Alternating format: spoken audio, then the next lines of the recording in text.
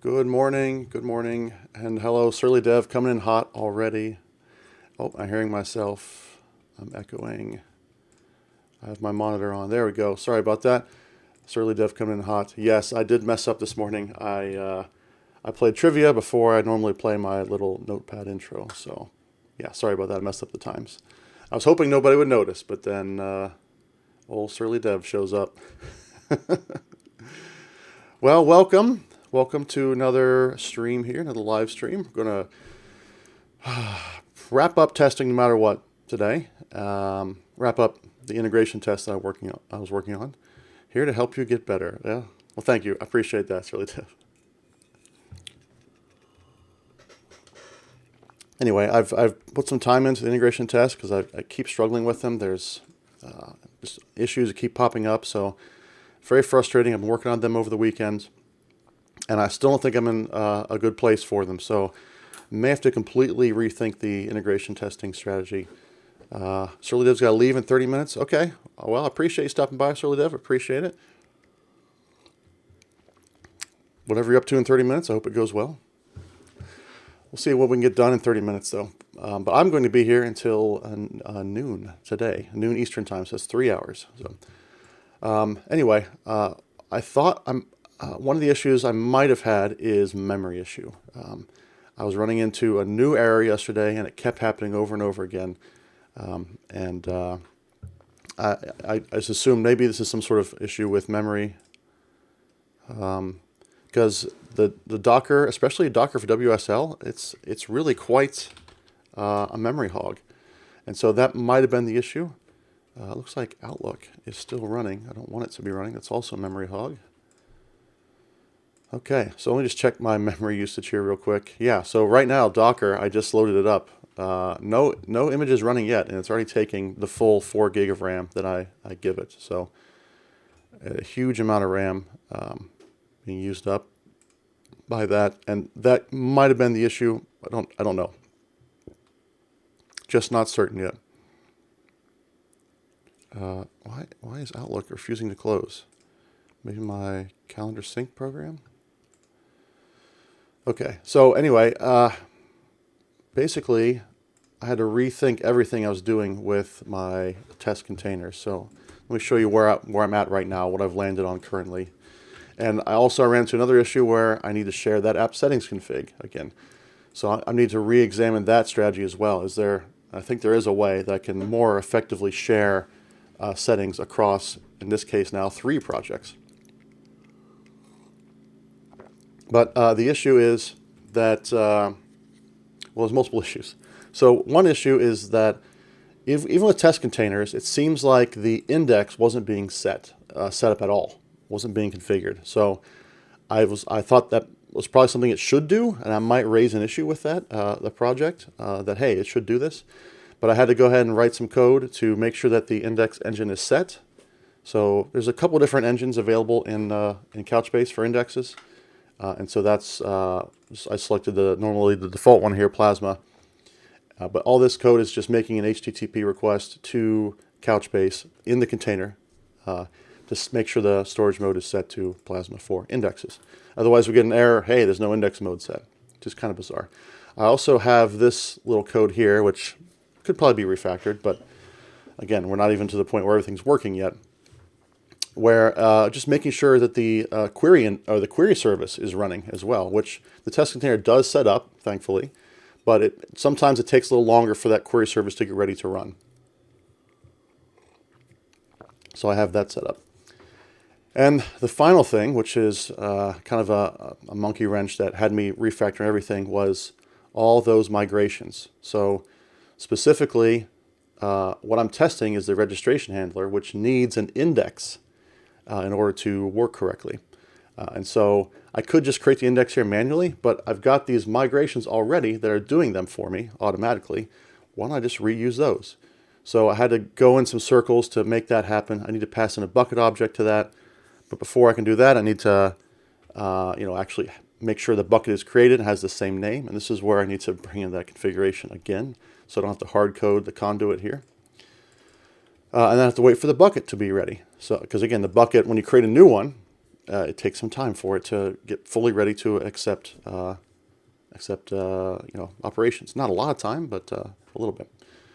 So all that's working. Then I need to build the service collection, right? So that is actually what I need to connect to the bucket providers and the collection providers that the test actually needs. So I'm creating a service collection. I'm not building it yet. I'm actually going to leave that for the actual test. So you can see here I'm adding more services, and then I build it, and then I run the test.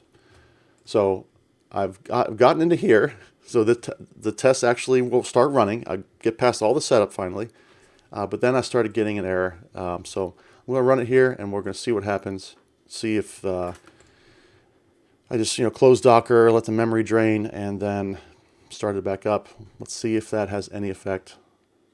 Let's set a breakpoint here in the test. And I'm still getting intermittent errors from test container itself, which is also kind of obnoxious. So all this to say, I'm kind of leaning towards not using test containers, sadly, because it is really, really great framework for testing. But it just doesn't seem reliable enough to write tests against. So it does take some time. Integration tests are slow. That's fine. So I'm accepted that. They can be slow as long as they're reliable, right? It's not going to be a intermittent error every other time we run it. So this also could be an issue with just running on my local machine. I did plan to run these in a GitHub workflow. GitHub obviously has more resources than me. I don't know how much they actually set aside for my tests, but that might be a way to reduce this as well. So we're still running, and you can see Docker. Well, the images are gone. The images are not there. What's happening here? Did I set another breakpoint somewhere?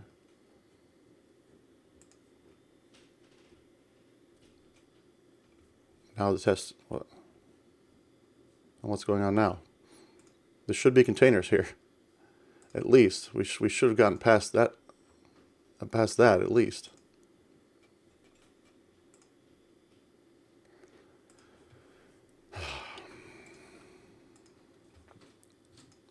Tell you what, technology sometimes really a pain. So another approach we could take to this, besides using containers and besides using test containers, I could go and do some manual containers myself. But the other option is we could actually go back to Capella, and I could have Capella create a test bucket in Capella and run the migrations in Capella and do all that. That doesn't make it a local test, though. Now it's dependent on a cloud service to do that. So that may or may not be the right way to go. Okay, let's try running them again, I guess. Let's see. And debug. Just make sure that actually hits. Okay.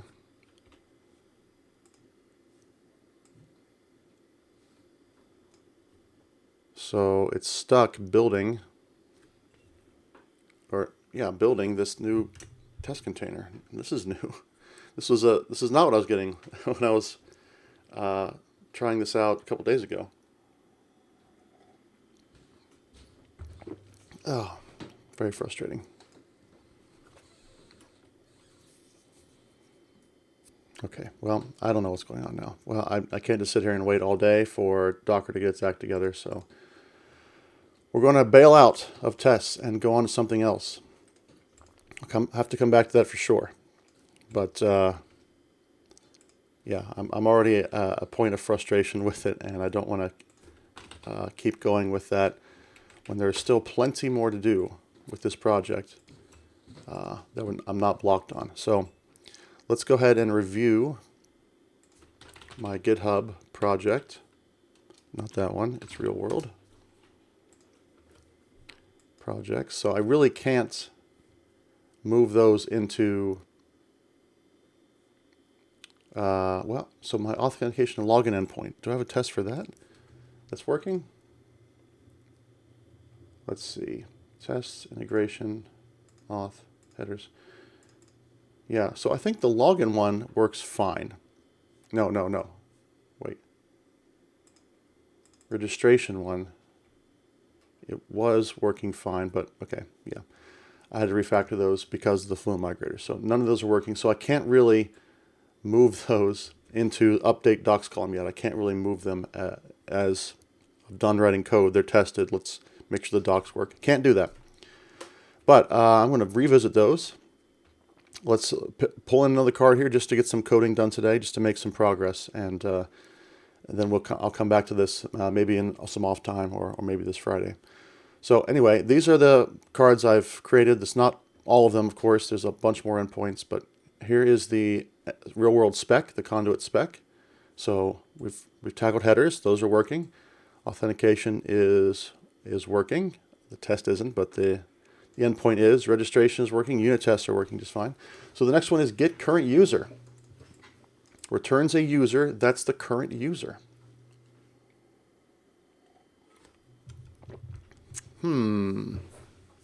So this is, I assume, going to use the JWT to get the current user.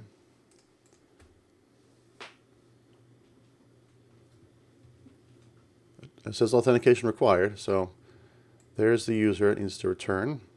Yep. Okay. Well, all right. So let's go ahead and start on that. And I'm going to create another, well, so should this go in auth or should this go in a user/profiles folder? And there's a lot of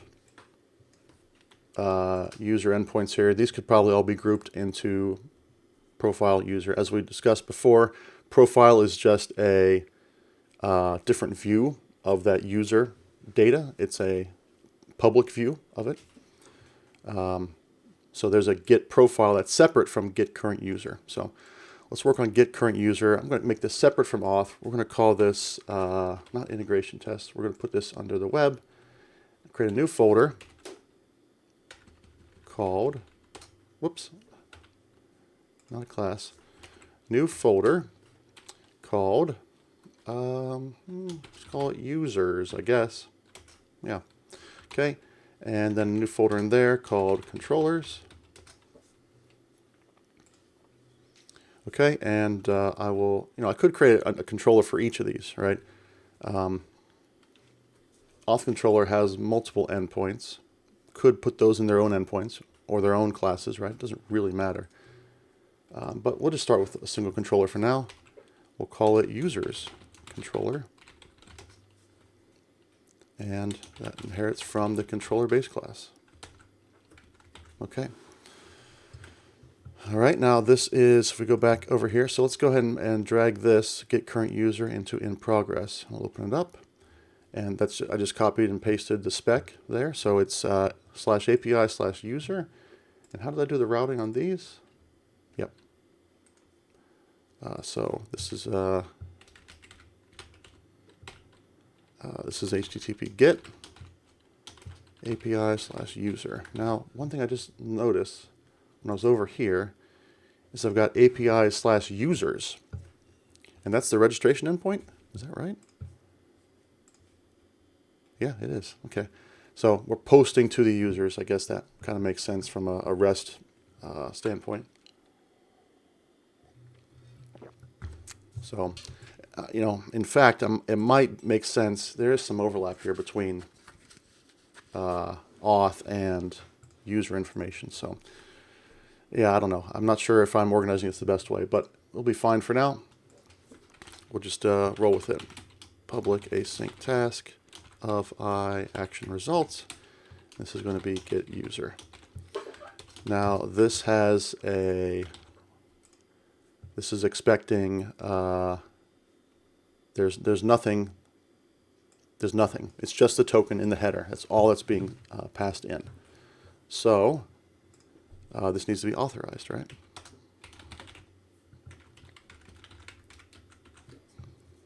Okay, now the tricky thing is if we go back to auth service, so this is using JWT, this might need to go back into under auth for organization purposes. But so the JWT token actually contains the email address, which I would need to look up that user in the database.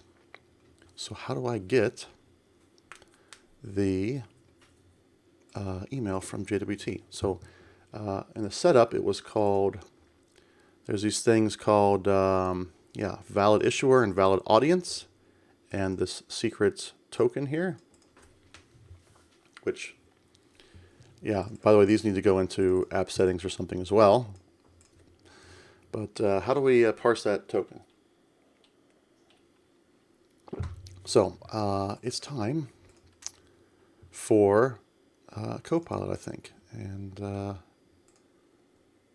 let's, yeah, this was Open API, so let's, or Chat GPT, I guess. Gotta log in. Okay, I'm gonna take this off the screen so you don't see my credentials. OpenAI, which by the way are just in LastPass. I don't actually know my credentials as well, so I've got to fill them in. LastPass does not work in Visual Studio, the built-in Visual Studio web browser, so have to paste those in. Okay, and then I'm going to actually remove all my history as well.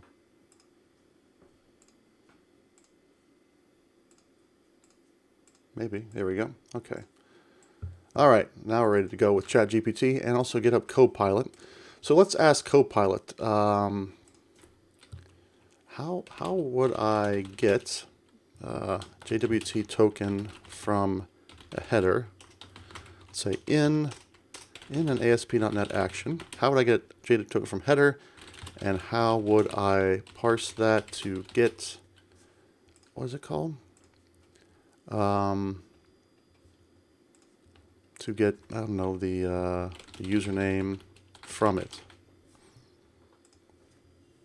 Let's see what Copilot has to say.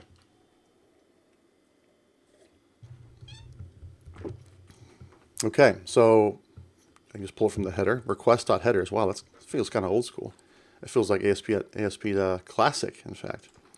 Okay, if auth header is not null, okay, then to string, and there's the bearer stuff again, which again, ours is token, not bearer.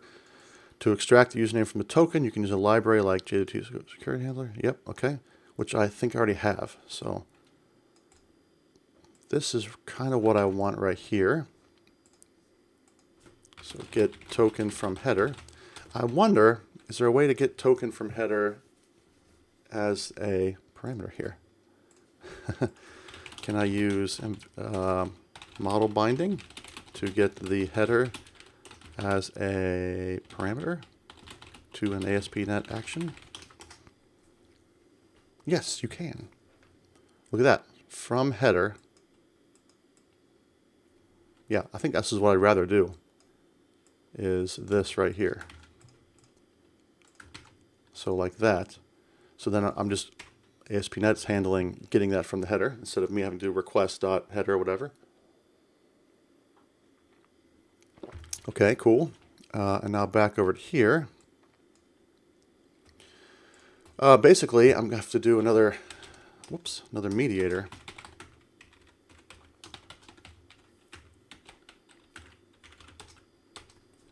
Okay, and then await mediator, say result equals await mediator dot get user.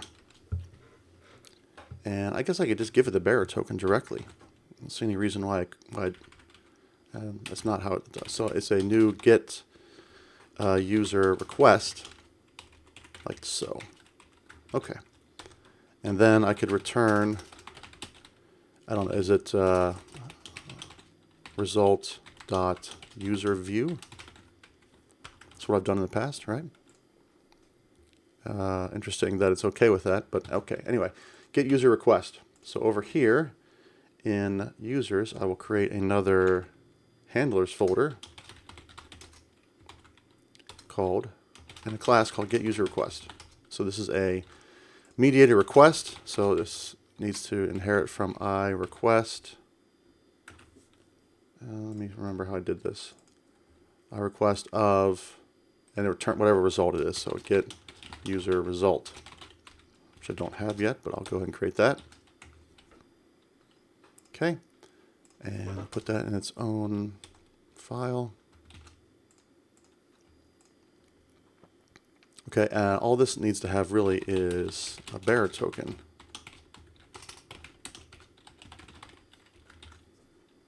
Okay, so back into the controller here.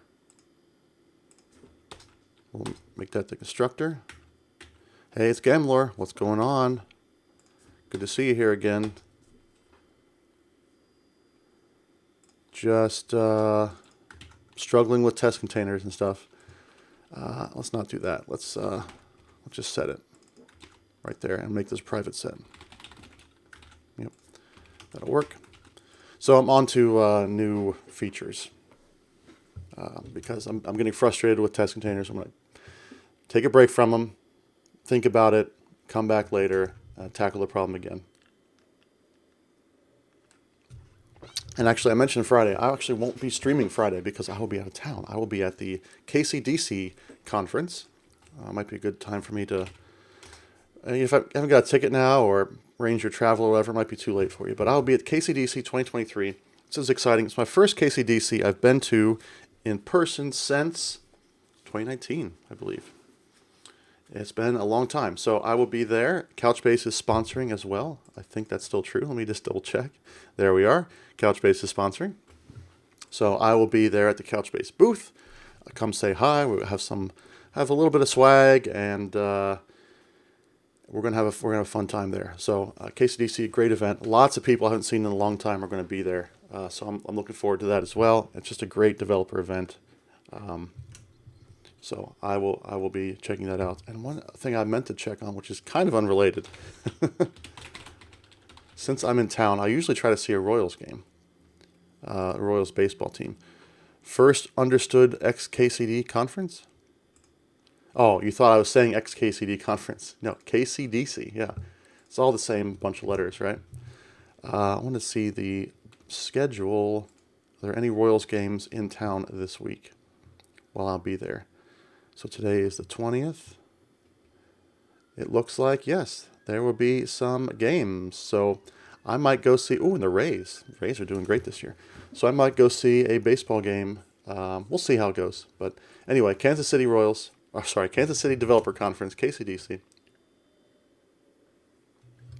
If you can't make it this year, probably too late, right, for you to arrange things. But certainly, as far as I know, there's tickets available. I don't think they've sold out. But great event, multi-day conference. Definitely plan on next year. They've got a kids day, kids tech day, which is very cool. I participated in that in years past. Interesting stuff there. Workshops. There's not affiliated with this, but PubConf is also in Kansas City after this conference is over, and lots of great stuff going on during this event. And lots of great speakers, of course. I'm not actually speaking this year. I think this is the first time I've been to KCDC and I don't have to speak. So I'm kind of happy about that. However, Ted Neward will be there, and he'll be speaking. Looking forward to that for sure. Lots of other great names on this list of speakers. David Neal. Used to work with David Neal. Great guy. Jay Harris, of course, is going to be there. Who else? James Bender, coming in all the way from London. Haven't seen him in ages in person, so great to see him there. Lots of MVPs. This is the PubConf guy. He's going to be there. Eric Potter. Oh, that's nice. Chris Woodruff. Yeah, just tons and tons of great speakers, tons of great content. So looking forward to it. I might actually get to see some sessions this year as well. So that's going to be exciting. Richard Campbell from .NET Rocks is there. Just who's who. Just a massive list of great speakers. This guy eating a Twinkie or something. Jeff Blankenberg going to be there. So it'll be good stuff. Yeah, it is quite a speaker list. This is a big one. This is a big event.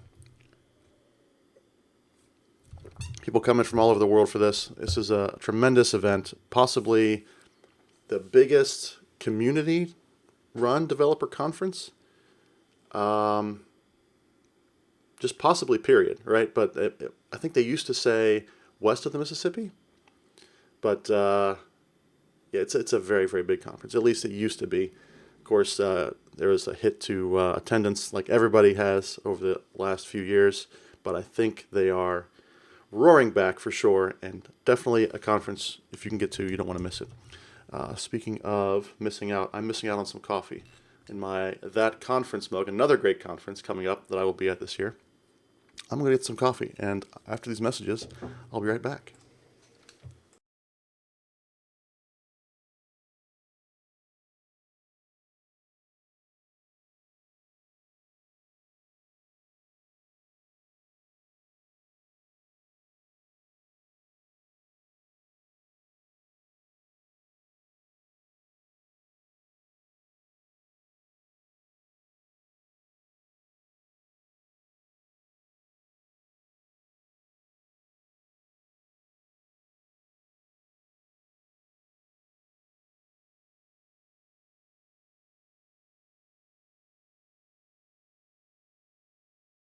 All right, I'm back with a brimming full cup of coffee. Okay, so we got the bearer token being passed into this action from the header. I need a... Oh, this is not... I'm doing this wrong. It's mediator send, and then I push in the request there. Okay, now it's making sense. All right, so I need a get user request handler. Create that right here. Get user request handler, which is a handler, request handler of get user request. Did I do something wrong there? Does not implement, oh, because it needs to be, it's get user result. What doesn't I like about this? Get, does not implement interface, okay. See, I struggled with this last time, as I keep, okay, so login result is I request. So this needs to be, where am I? I request, not Couchbase. I request, there we go. Okay. So now it should work. What? Is it result request or request result? I can never remember. Request result. So I got them backwards. Again. Okay, there we go. Implement missing member should just be the one. Make this async. Alrighty. Nope, wait, no. Move to its own file. Okay. You know, I could see why you might want to put those all in the same file. So you can see request, result, and handler all in the same file. That might be a smart way to do this as well. Whoa, that's a very full cup of coffee. This is a huge mug bottle. One of my favorite mugs is my That Conference mug. It's so cool. In fact, such a good mug. I actually bought a second one, so I have two. Definitely one of my favorite mugs. And That Conference, one of my top conferences as well. Looking forward to that one. That's a little bit later in July. You actually still have time to get in on that. I think the hotel rooms bookings are closed or coming to a close very soon, so you might want to get in on that. This is That Conference Wisconsin. They have one in Texas too. Never been to the one in Texas, but the Wisconsin one, fantastic. It was actually That Conference 2021 was a very emotional conference for me because it was the first in-person conference that I had been to since, March 2020, right? So it was, very sparsely attended. People are still very nervous about being there in person. So it was kind of a half online, half in-person conference. But it was the first one I was back into, and I was just like, I'd been away for a year and a half, and didn't realize how much of an important experience in my life, those in-person conferences were and are. So, but before that, again, another massive conference at a water park in the Wisconsin Dells. Great place to take the family. And Couchbase also sponsoring this conference. Where are we? I thought we were on here. Oh. Okay, maybe something happened. But there we are. Okay. It's in black for some reason. Couchbase, yes, we are sponsoring as well. So I will be I'll be speaking there as well. So I'll be speaking and running the booth and doing the whole conference experience. So looking forward to that. If you want to get in on that, go check this out. A lot of great speakers at this event too. This is a 4-day conference, workshops for I think the first couple days, if I'm not mistaken. But yeah, you can see lots of great speakers here. So Brendan Enrick, great speaker. This is a little bit, well, maybe they don't have the whole thing published. Oh yeah, maybe there's just workshop. There's David Neal, of course. He'll be there again. I always see him out on the road. Stephen Cleary. I'll tell you what, he may be a well-known name, some of these other speakers, but Stephen Cleary has like the content when it comes to asynchronous stuff. Like, if you're looking for something trying to solve async issues, you're going to come across Stephen Cleary's Stack Overflow answers, blog posts, his books, everything. So this is something I definitely would like to see. Async masterclass. Oh yeah, sign me up. Absolutely. Yeah, so great speakers here. So definitely check out that conference. This is in Wisconsin. A little harder to get to by plane. There's not an airport in the Dells, as far as I know.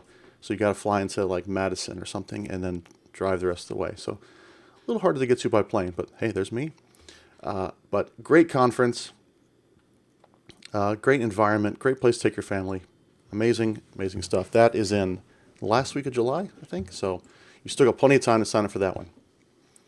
Okay, so we've got the request, and now I need to implement the logic. So this is stuff we had here. Just paste that in.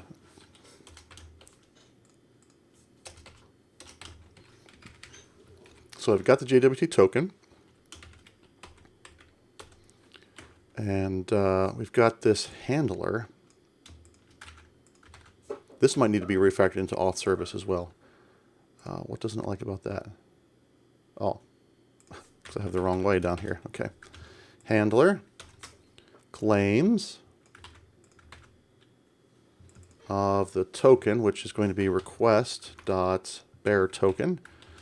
And then the claim. So it says here I can get the username by doing this. Now, is it username that I put in there? Where does it actually, so I've got, where is it? Auth service. So claims equals claims.name. Specifies the name of an entity. So do I need to say claim types equals claim type dot name? Is that going to work? That says string though. What is this? This is claim type equals claim types dot name. That's also a string, so I think that's going to work. So because I use name right here, I got to use name right there. So then if I have username, no problem. Now I can look up in the database the user. So I can say something like for user, let's start with user. So before I can do that, I need to bring in my conduit users collection provider. Okay, so you can see where all that work we did previously to set up these nice little interfaces and classes and organization is making things go a lot smoother now once they're set up.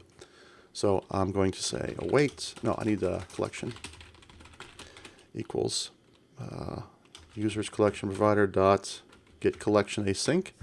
No hard coded strings needed. Now I have the collection. I can say user doc equals await collection dot get.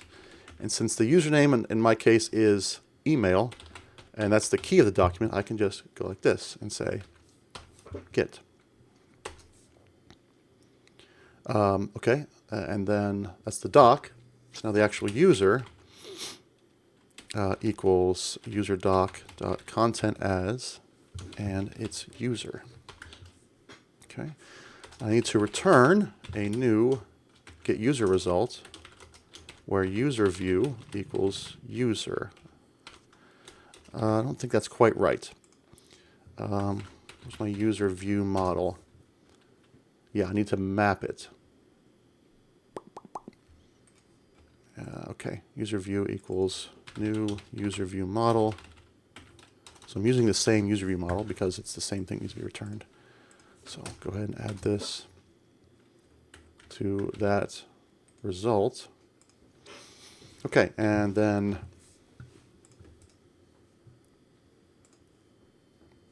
email token username bio image. Email. I'll just copy them. I'm just so lazy and I'm just so forgetful. I can't remember 5 things. Okay. Email equals just username. Actually, this is confusing. This is a confusing bit of code here because I do have a username. And so this needs to be email. Okay. Even though back in here, this says username, that should probably be email address too, right? If I'm not mistaken, if we go back to this, it's going to pass in, where is it, auth service? Where did it go? Auth service, I want to define usage of generate JWT token. Well, that says username right there.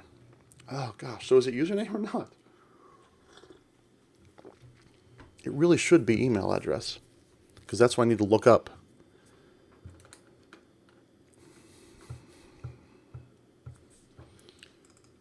Object, yeah, that's a problem. Okay, we can deal with that though. May have to revisit that and rewrite some tests in the process, but okay. Email equals email. Token equals, I don't know, I think I have to just generate the token again. Can I do that? Username equals user.username. Bio equals user.bio. And image equals user.image. So I'm just pulling these from the database. I don't want to actually return database objects to the UI. I want to keep those down with the database as much as possible. So I can even put them in separate projects, as much as much as possible. Now I know I've done this token stuff before.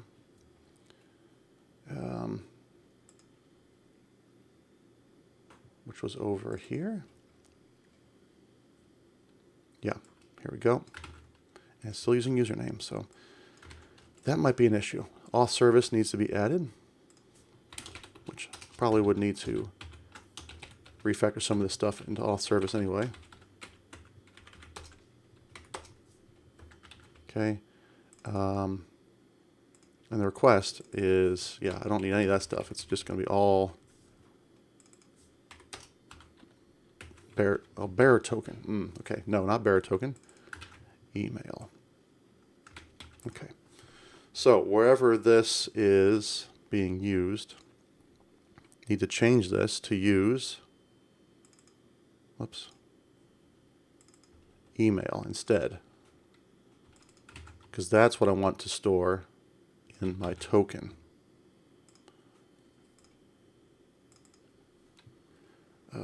Yep, right here. Okay, where else?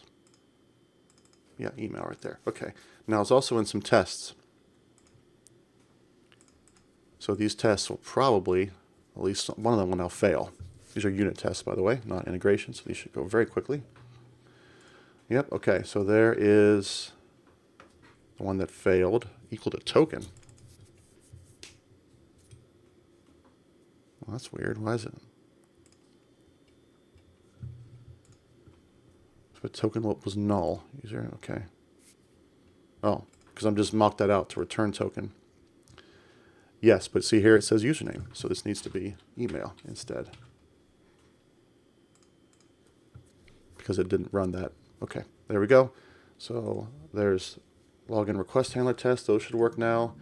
And the other ones is request handler tests. not integration. Request handler test. Let's make sure these all pass too. Okay, those all passed already. So I think we're in good shape. And that's the great thing about having tests is I can make a change to functionality and see what breaks with the tests. So hopefully that fixed. Hopefully we have enough coverage. But okay, so is this doing what I want? So generate, let's see, back to auth service. So this needs to say not username, but email. Okay. Everything else should be fine. Claim type's name. Is there other claim types? Email's a claim type. Why don't I just use that as a claim type? Because that a little less confusing, I guess. So claim type, where did I have that at? Not here, not here. Right here. Claim types.email. I could put other claims in that token, right? That token can encode a lot of stuff. Okay. And so I think that's it.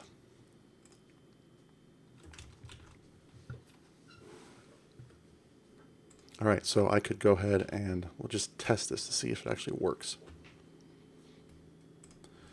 All right. So first thing I got to do, let's open up Capella here, my database. Just make sure everything looks right in here. So I've got conduit and users. Okay, and there's no users in there right now. So I'll go ahead and create a new user or register a new user. And hopefully that should still work. Okay, it does. And I will take this token and make sure login works. I'll see why that wouldn't work. Okay, also works. So then current user. So this is where I need to put, okay, authorization token. So I don't have a variable for that. So how do I add that variable? Remember how to do this. Environment. I did this already for the API URL. How do I do this for token? Token.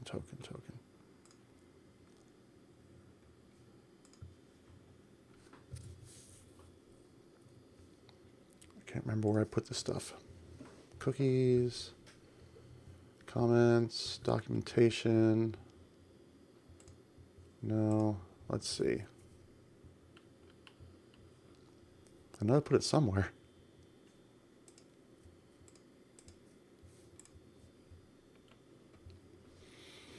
Oh, there it is, variables. Okay. Token. Yep, whatever. Okay. If I go get current user then, again, all I have to do is pass in that token, which is coming in here in the authorization header. So let's see what happens. Unauthorized. Is this actually working? It says unresolved variable. Token is right there. Do I need a save or something? Yeah, well, there's a save. So let's see if this... Okay, all right. Well, good. Not unauthorized, but I've got a error. GWT is not well formed.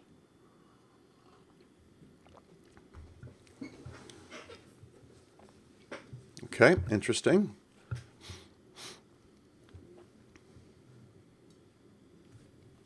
So why is that?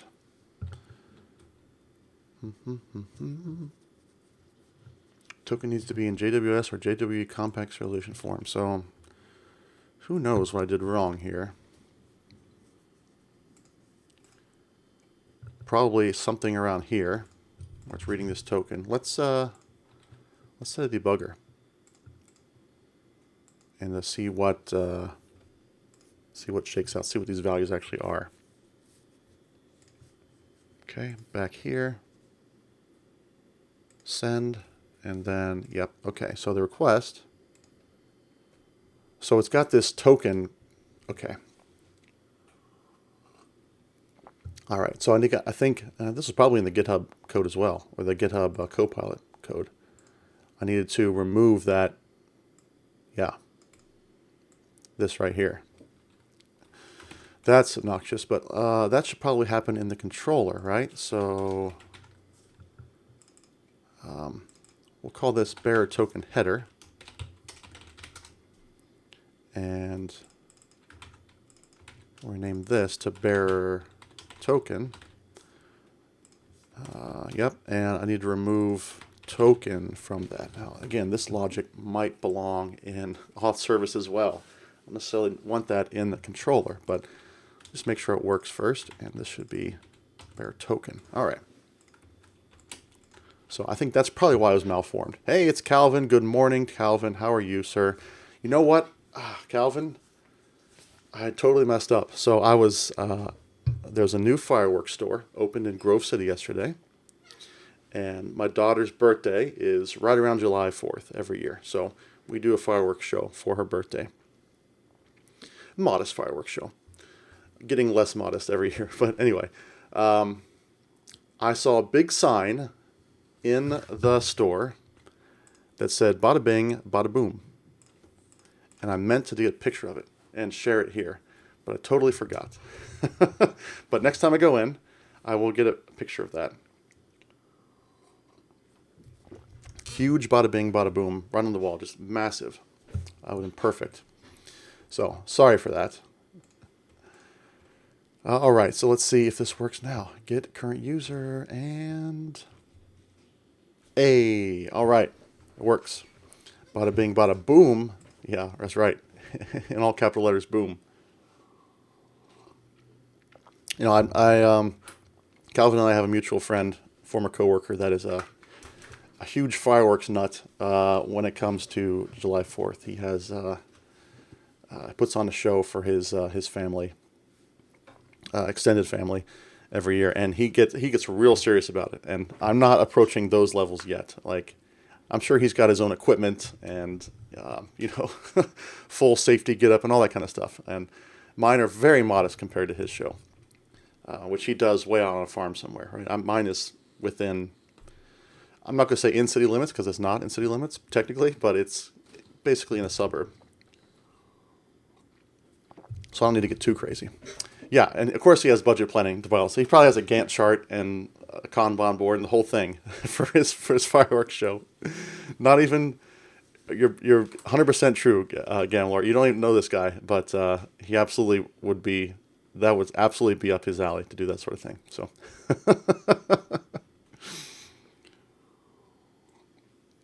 All right, so this endpoint's working. That's great. Fantastic. So now it's time to refactor, I think. Well, probably time to write some tests, actually. All right, some tests. Yep. Got to write tests. Why is Link in there? Okay. Test time. We're going to put a users folder in here and a handlers folder in there. I'm going to call it get user request handler. You know, the more I'm thinking about this probably belongs in the auth section, right? And potentially I could combine auth and users together into one section. Let's look at the spec some more. So everything else does require auth. Doesn't mean that it needs to be an auth, but that this is, has the dependencies on auth service. This one will not. This one won't. This one won't. That one won't. That one won't. And none of those will. I mean, they all use auth, right? But as a cross-cutting concern, not as any sort of JWT code in there. So I'm thinking about moving this into the auth controller. So I'm going to take this, move it into auth controller. If I could find it, auth controller. There we go. If you start to think about this too hard, like with the controller class, it's kind of like, well, what is the point of that controller class? Like, what is it actually accomplishing? The only thing it's really accomplishing for me is it's kind of a, a place to kind of pool the same dependencies for DI. It's not that big a deal. So if you were so inclined, you could absolutely turn this into one of those, what do they call them? Top level, where you're defining the actions with a lambda instead of a class. And I could totally see, make it more of a node-like application, more Express-like. But these really don't have to be in the same class, is what I'm getting at. But I'm grouping them together for kind of organization reasons, I guess. Okay, and then user's controller basically can go away. Hello, go away, delete. Okay, these handlers can go up into this handlers right here and adjust namespaces. Yes, please. Okay. And then get rid of this users folder. Although we'll come back later, but we'll get rid of it for now.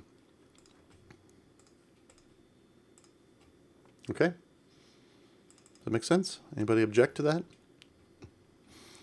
All right, so that's the, login request handler, but what I'm looking at is the, get user request handler.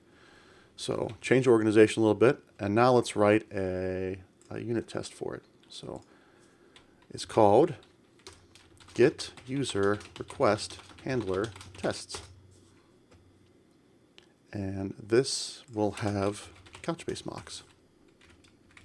Yes, it will.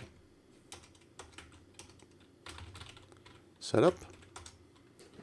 And that's going to be override of setup. And based on setup, yep, all good there. Test. Public async task. All right, the first thing we're going to test is basically happy path. Is that valid token is handled.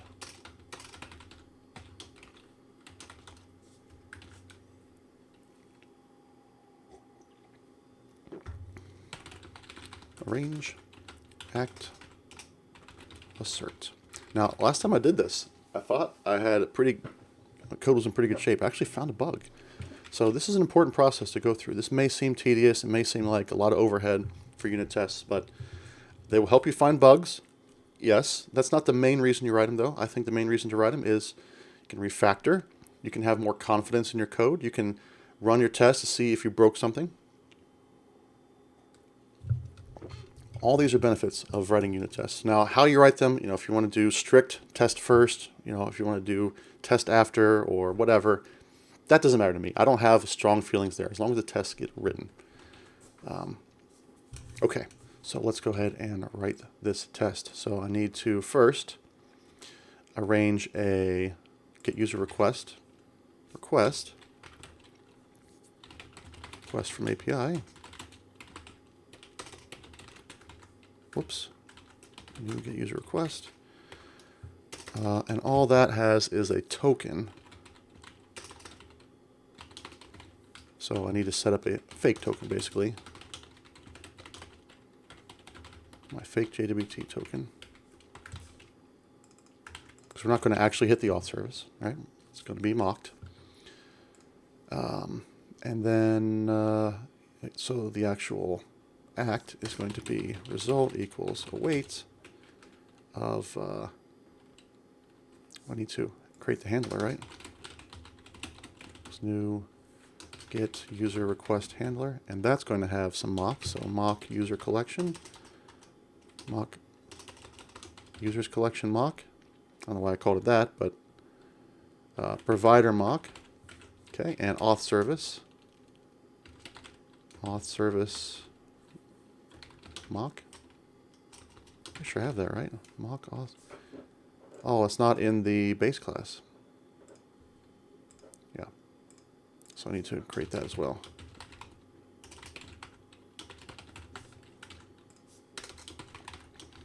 Mock auth service equals new mock of auth service.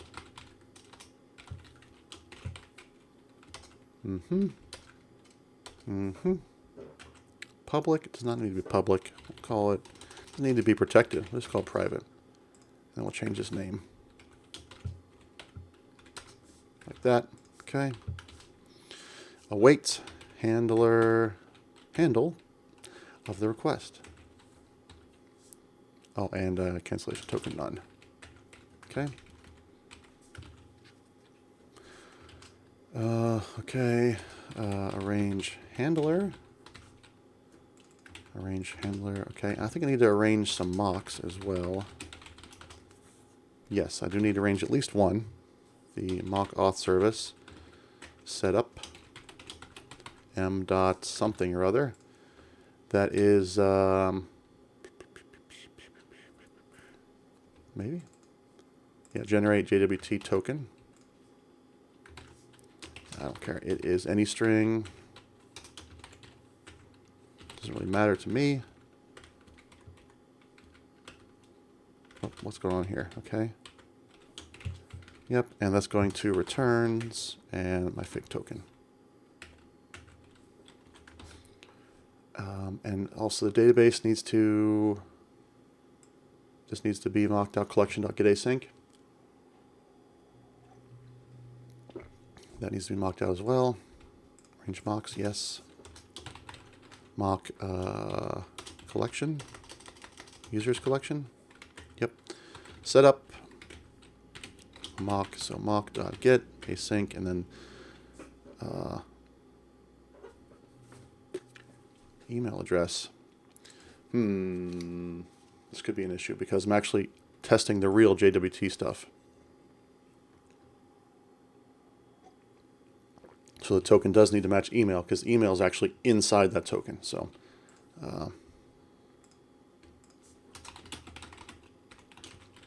my fake email at example.net. So I need to use that to build the token. No problem. Yeah, that's fine. Returns async, and that's going to return my, what is it? Returns a,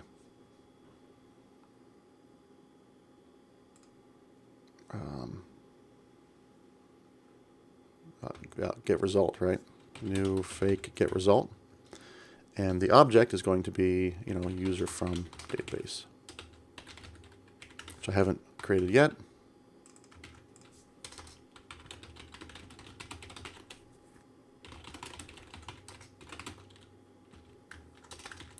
Equals new user. And username. Oh, what is this? That takes a username as a constructor? Do I have the wrong one? No, that's right. String username. What the heck is this? No, this is the Couchbase user. I don't want that. I want the yeah, I want the conduit user. There we go. Okay. And the email of that will be, of course, email. Username equals, doesn't matter. It's not actually in the thing. Bio doesn't matter. Image doesn't matter. Password, I don't think, again, doesn't matter. We'll make it distinct from the username. Password salt equals, doesn't matter, salt. I'm not checking any of those things with this. I'm just looking up the user based on the JWT tokens being passed in. So I need to, this actually needs to be a real fake token. Which is kind of annoying, but no problem. So we can say new auth service and then generate token based on email. Like so. That's all I need to do. And the rest should be taken care of by what's in the handler here. Okay, so let's just assert that result is not null. Classic. Result dot user view is not null, and results dot user view dot email is equal to user from database dot email. What else is in there? Username. I could put some stuff in here. There's no reason why not to. Example.com/profile.jpg. Sure, why not? Bio equal to bio. Image equal to image. What else is in there? Token equals to fake token, right? Does it actually get the token? Okay, it doesn't. Token. And there's oh yeah, no, all right, it is tokens in there. Okay, it's generating a token again, but I can set this to return JWT token. Already did that, in fact. Okay. Although it's not really a fake token anymore. All right, let's see if this test passes. Let's see what happens here. What's going to break? Typer namespace users. Auth controller? Okay. I don't know what. Oh, because I moved those files. No big deal. Is this the test? Yeah, it's the test. These tests get pretty long. Okay, so that test is passing. All right. So valid token is handled. What about an invalid token?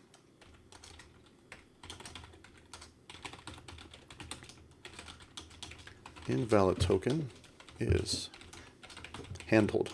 Yeah, kind of a vague description there, but all right.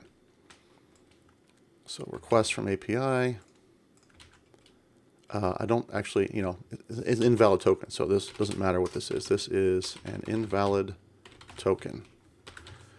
This is basically errors I need to handle, which this is probably not going to pass. I don't have any code to handle those errors. So we'll arrange. I'm not even going to get to the database, so don't need to worry about that. Arrange handler, and then act. And we're going to basically assert that result dot and there's nothing here, but is invalid token maybe is true. So I need to create that. No, this is a Boolean, please.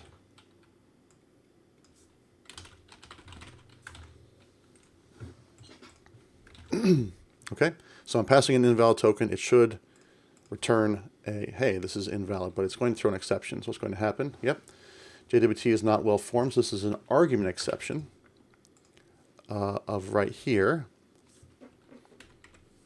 So I could wrap the whole thing in an argument catch if I wanted to. I think it's really this point right here. But let's put the whole thing. And put that right here. And we'll catch argument exception. Now I need to have a string defined outside this block.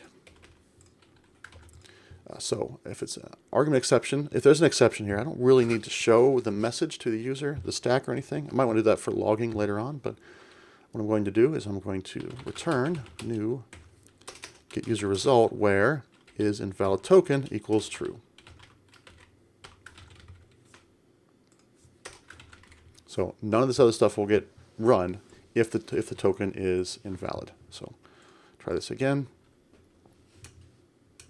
Okay, that works. Bada bing, bada boom. Now, one thing I didn't handle with this is if I go back to controllers, there's nothing here that checks that. So I can say if result dot is invalid token, then the spec says I need to do what? If I can remember. So if request fails any validations, it's 404.22. This is probably an unauthorized, right? But that's handled by this. Forbidden, not found. I think this is probably going to be a 422. What is 422? That is unprocessable. That's what I did before, right? Yeah, right here. Return unprocessable entity, and just leave it like that. Because what's happening, basically, in this case, someone is passing an invalid token. And that is something that should not happen with normal usage of the website. So this is probably going to be a malicious request or someone monkeying around with the token, which is totally something that a client could do, right? But I don't need to give them any more friendly messages than that, because this is probably them monkeying around with the token outside the bounds of normal interaction with the application. So up here, for instance, I've got all this validation messages, right? But that's something that could actually help a user, like figure out, oh, the username was not long enough or something like that. So, and this is another to-do I have here, because this is a whole bunch of code that I might have to write again. I haven't gotten there yet, but I want to make that an extension method probably. So that's not important. We'll get there eventually. Okay. All right. So, but that actually raises another question, which is, do I write tests against these controllers? Because there is logic in there now, right? Not a ton of logic, but there is logic. And so that's something I might want to write eventually, as a unit test for these controllers. So I'm not worried about that right now. Assert. So this test passes now, right? Okay. Now what happens if it's a... I want to make this a test case. So we're going to have... this is invalid token, and I don't know what the error message would be.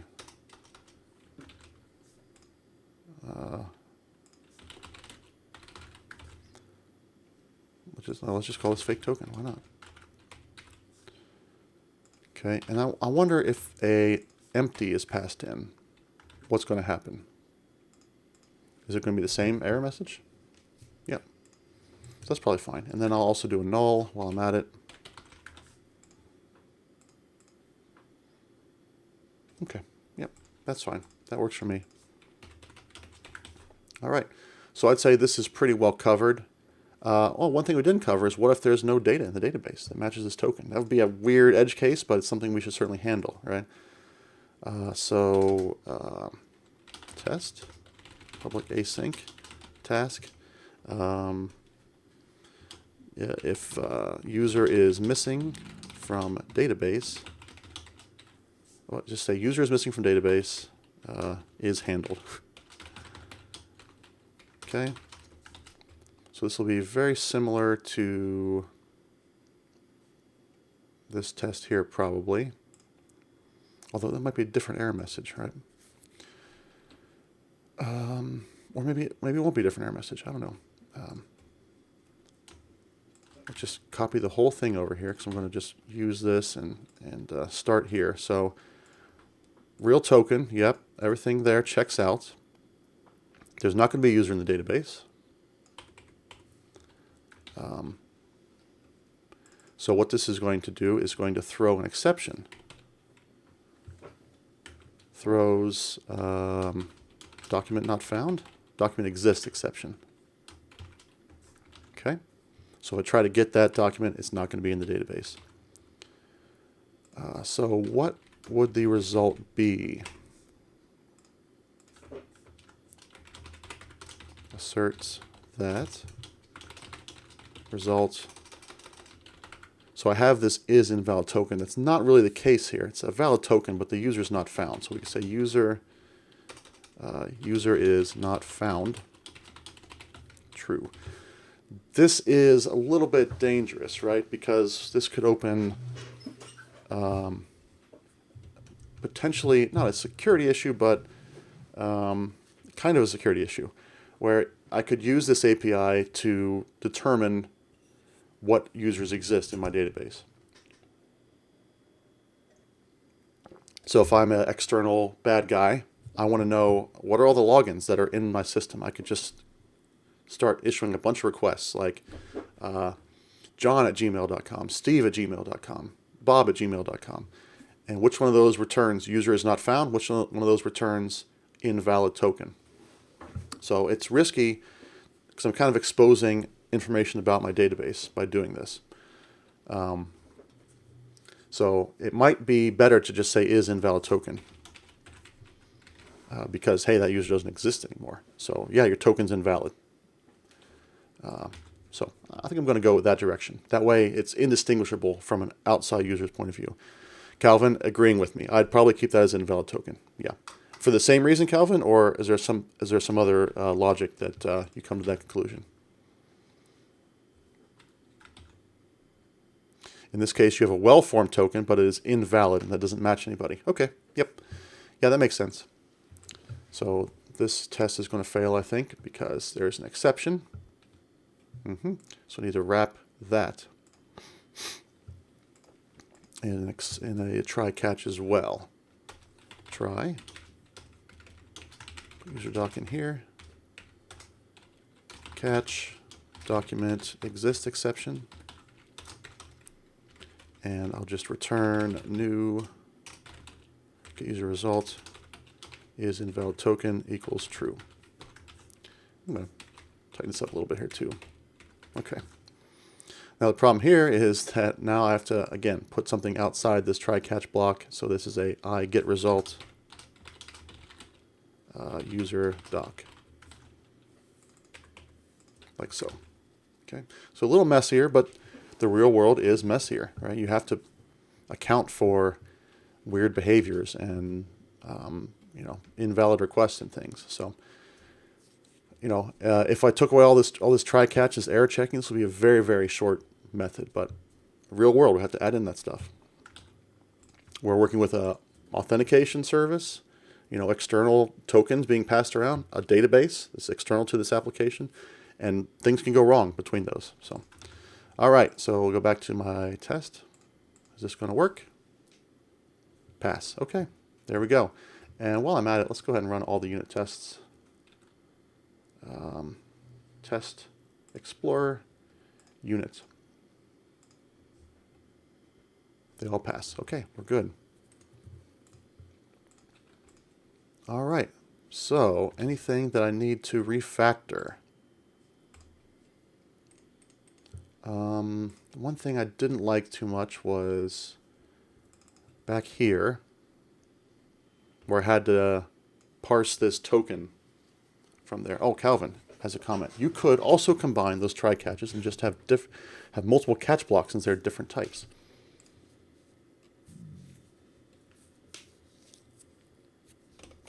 Just wrap the whole thing? Is that what you're saying? In one try and then multiple catches? Or I could just combine those, I suppose, right? So it might be a little better, easier to read. So let's go ahead and do that. Let's put that up here.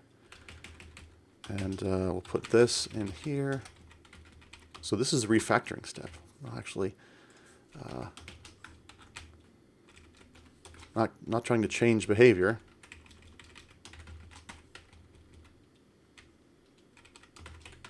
So like that. So combine them together. So I could put these inside the try as well, but if that throws an exception, that's a different exception completely. So I don't want to necessarily do that. But let's look at this. So it's a get user request handler tests. Run all these. Those all still pass. So yeah, that's a good refactoring. Could do right there. Just this is in C#.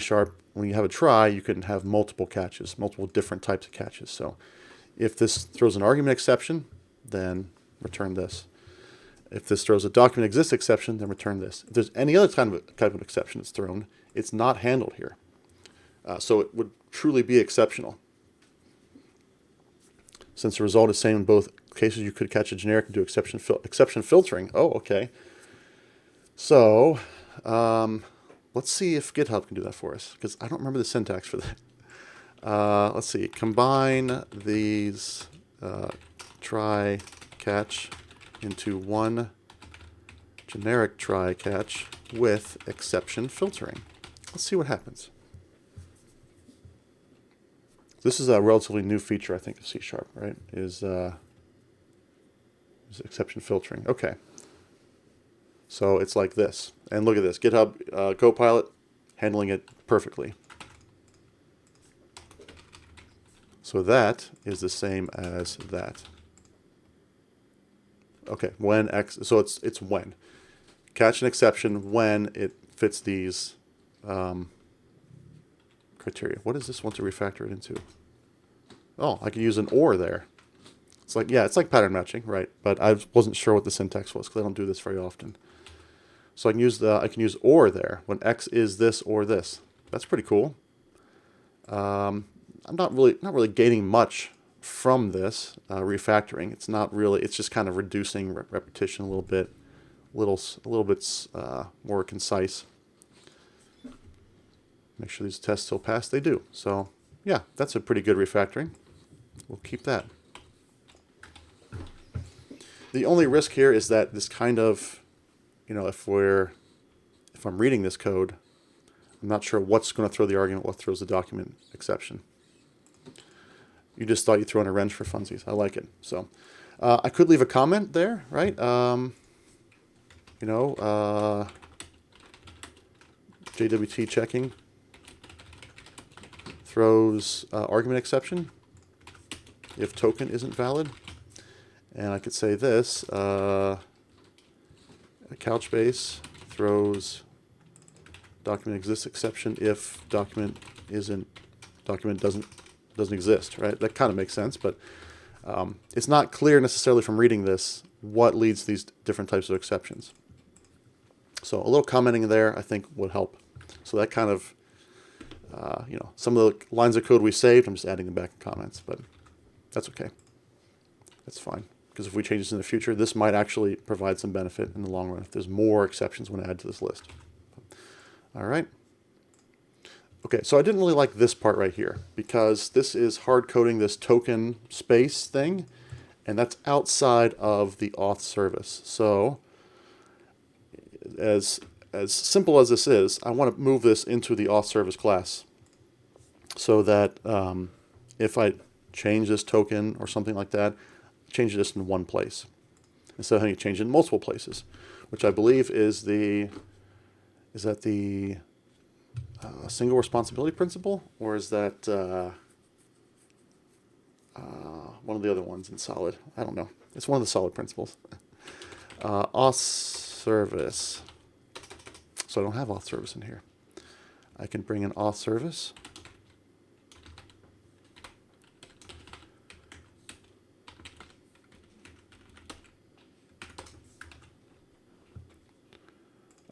Now, I could move this into the mediator, but I feel like the mediator really should have a clean token being passed into it, and not be responsible for parsing that token. That seems like a concern here at the controller level.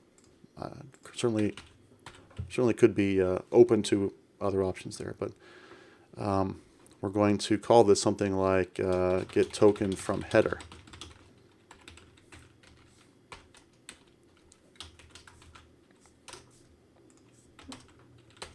Create that method. Okay, go over to auth service and implement that method. And there we go. So it's just that.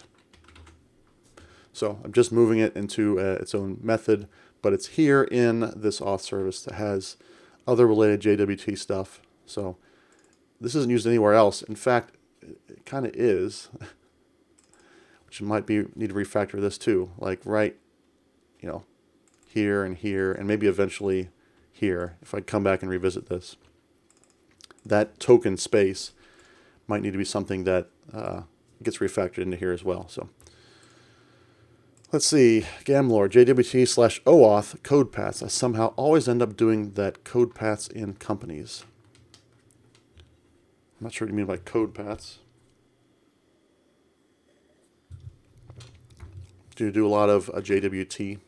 This is my first time implementing anything with JWT. Usually, if I'm these days when I'm writing something, I don't intend to have anyone else use it as an authorized user. So it's just me as the administrator. So I just do a hard-coded token, basically a simpler, dumber version of JWT is what I usually do. That's how my TwitchBot works, for instance, and some of my other personal applications. So, I mean, implement OAuth, authentication, JWT-based things for apps, etc. Yeah. I'm not using OAuth here. That's not part of the Conduit spec, but certainly that would be another option, is to use OAuth here.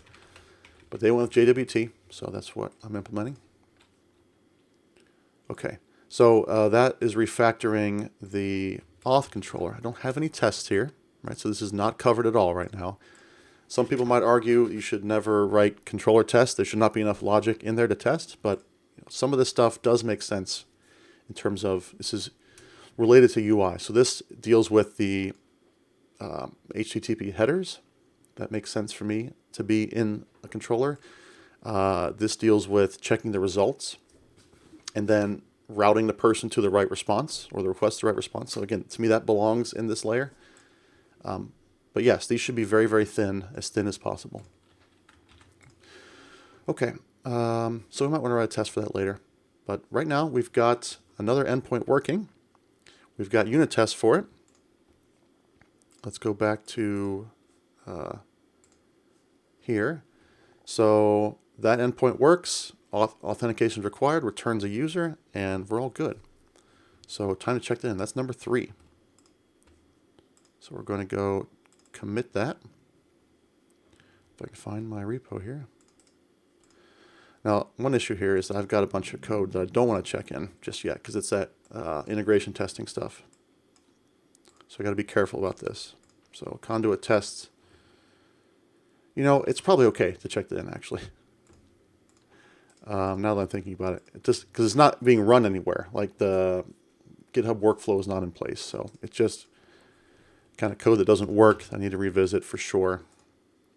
But here's all the new features, so I'll just say this. I will say added get users endpoint and unit tests for it. These are all the new files I added. The web project. I remove. Why is the auth folder being removed? Is that just because there's files in it now?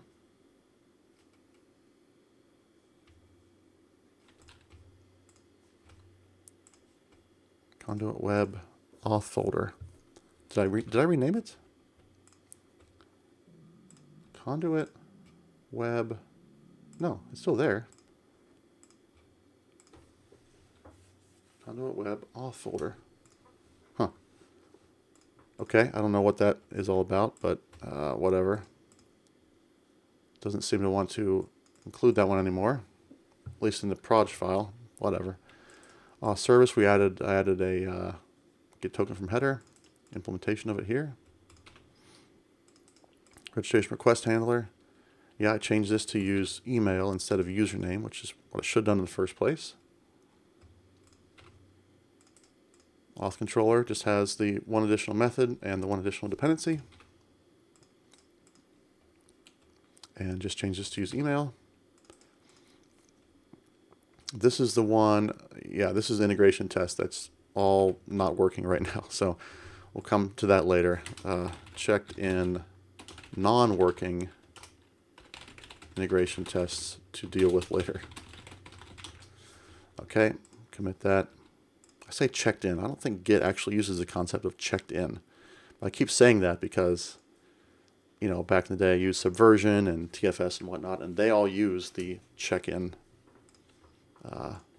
wording. So, all right, so there's that.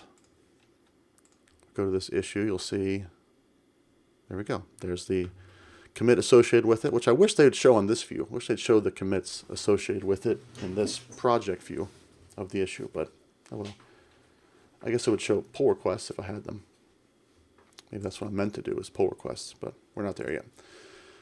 Okay, so I got unit tests for that. I've got the actual functionality working. No integration tests yet because integration tests are up in the air. So I could go on working on another endpoint if I wanted to. Take a little breather here. Just let this soak in.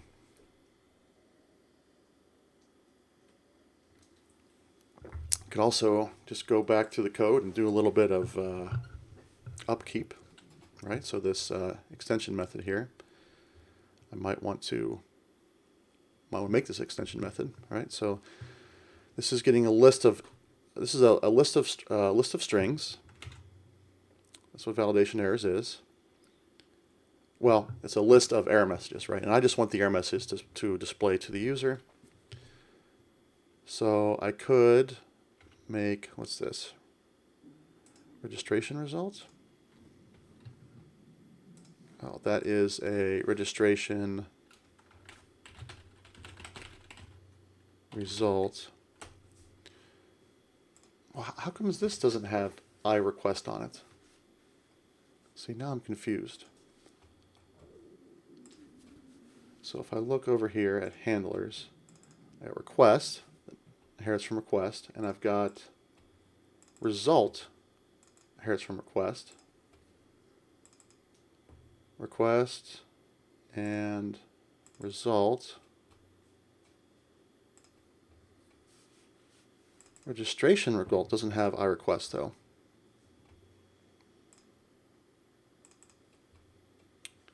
Do I not need, because that doesn't make sense to me that I have the result inherit from iRequest. Let me go back through this. User result, this shouldn't need to have request on it. Is that still going to compile? Get user request handler. What? Oh, that's a unit testing. Get user request handler in handlers. Okay, so why did I have to put the iRequest on there? This doesn't make any sense. I don't know why I did that. There's no reason for that. Any other results? Not have? Yeah, okay. So that didn't make any sense. That's fine, okay. Now let's go back and look at that controller. Okay. So really this is, in the future if I want to do this, it's going to be lots of objects that have this validation errors collection on them.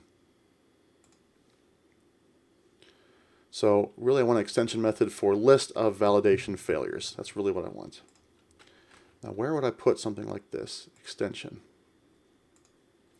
My first idea is to put it in a folder called extensions. That could be turned into a junk drawer though, but that's my first idea is put it there. I'm going to call this validation failure extensions. Validation failure extensions. It's going to be a static class. Public static, and this is going to be a string. I'm going to call it like to CSV. Yeah. And this is going to be this list of validation failures. This. If you're not familiar with extension methods, just hang with me. You're going to see where this is going. Copy that out of here. Put that right into here. Return this. Okay. And I go back over here and I say validation errors .to CSV. All right. So all that stuff with string.join and selecting the error message, all that stuff's going to be just hidden in this extension method. So I don't have to write that every time. I can just say to CSV.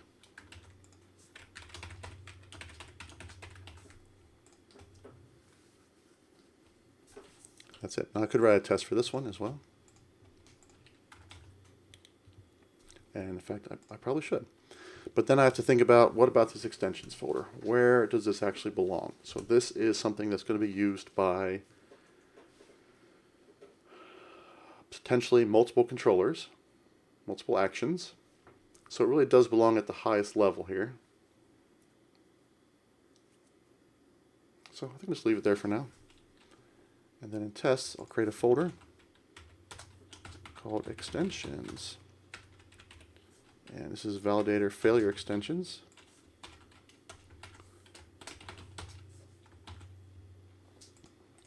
All right. And this doesn't need any sort of base class, so I'm just going to put test fixture on it. I don't think it needs any sort of setup either. It might.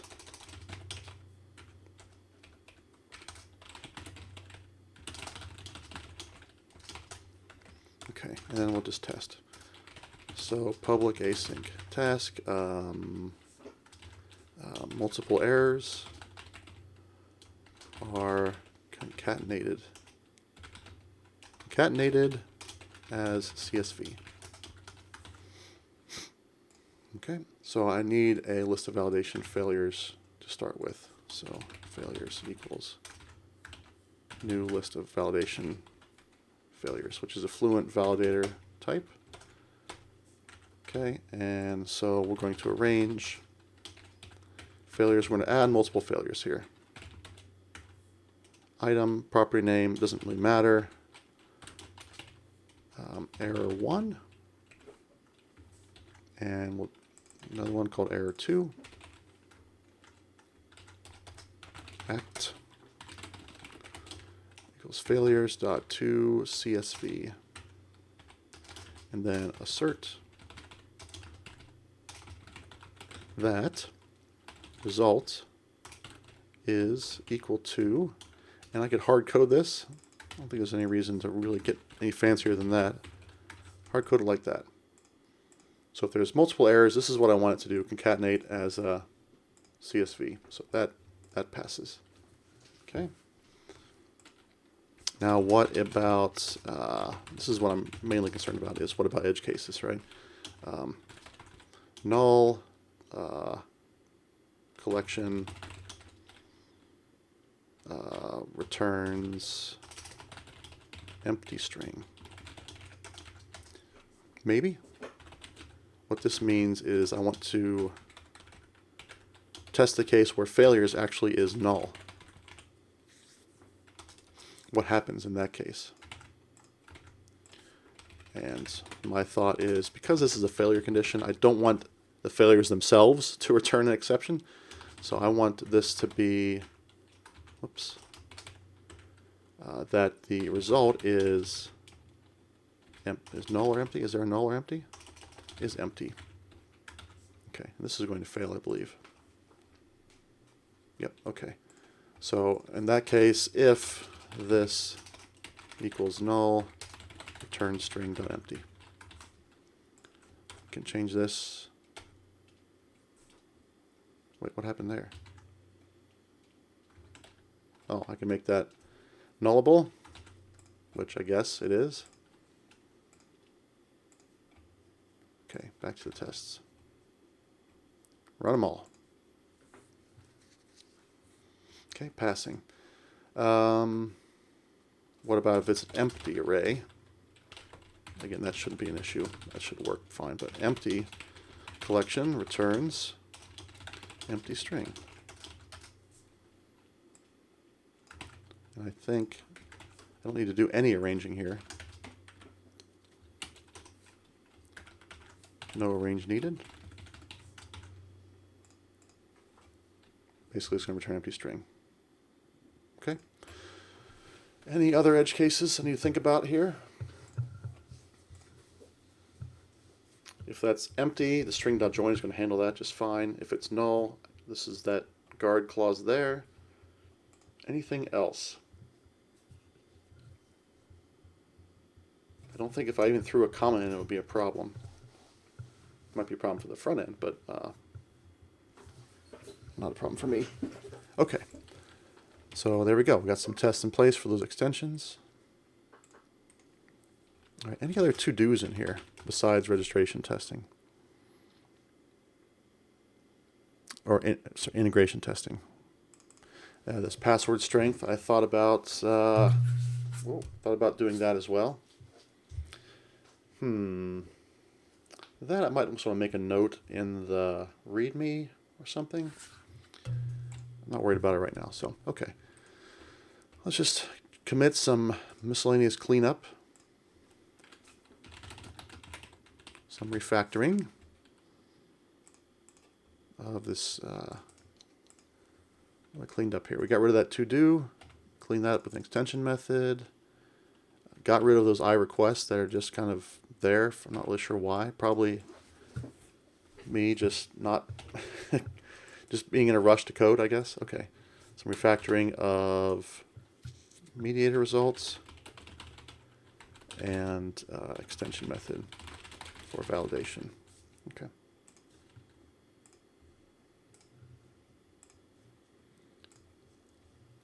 Push that out to GitHub. There it goes. All right. So at this point, I'm kind of setting myself up with a lot of debt here.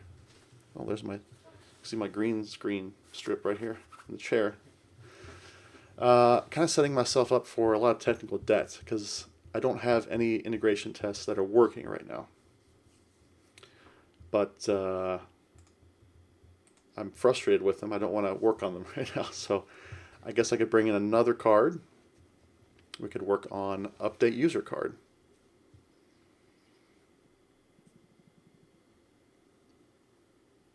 All right, let's do it. Going into debt, that's fine. Update user. Well, let me leave a note here. Still needs integration tests. Okay. Update user. So this is where we're finally going to be able to set the bio and image. These are the things you can pass in to update bio and image with your user. You can update. Well, this is concerning. I think email has to be something that's required, right? You can't change the email. So you can change username, password, image, and bio. So those are all the things you can change. And this is the example of the request that's going to come in. Also notice it's a put this time. Just kind of in line with the REST type situation. So this I am going to put into its own folder called users. And we'll put in a controller. And we'll put in a handler. Was it handlers? Make these, controllers, handlers. And I'll need view models as well. Okay.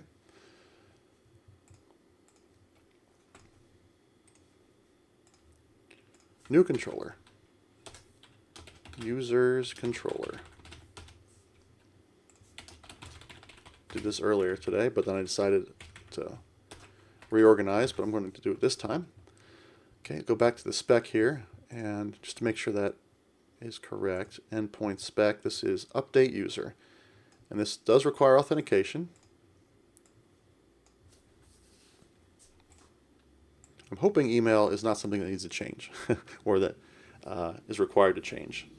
It does not. The spec does not make any comment on that, so I've already decided email is immutable. Username is not, so that can be changed. Password, image, bio, those can all be changed. Okay. All right, so I need a endpoint. Well, it needs to be authorized endpoint, of course. And this is a put.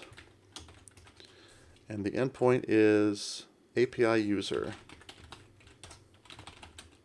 Public async task, action result, update user. This will be an update user edit model. Is that what I'm calling them? Update user edit model? What do I call it up here? Submit model. Update user submit model. The only reason this class exists is to model the submission from the user, from the endpoint. And if I remember, again, this has the weird yeah, nested stuff. So I'm going to call this one public update user submit model user.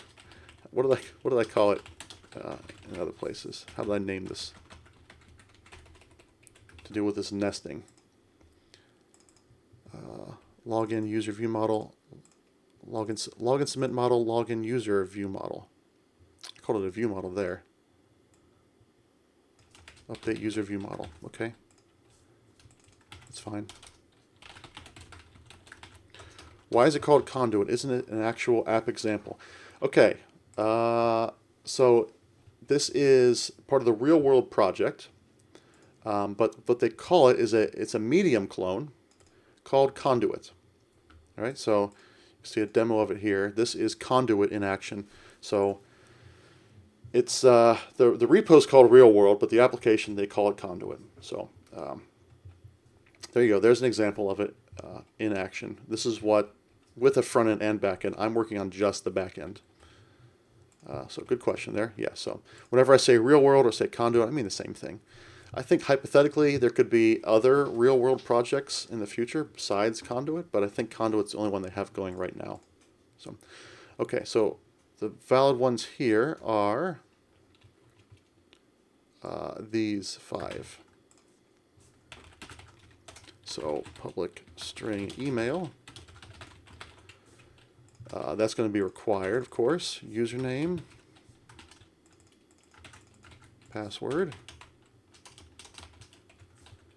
image.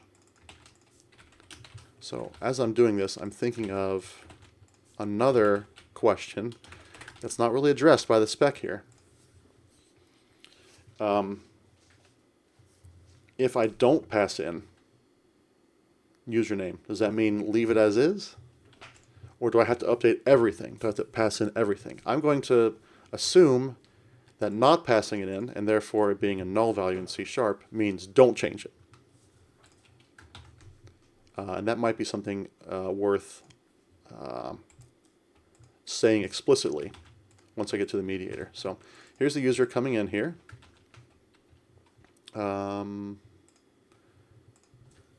So this needs mediator again.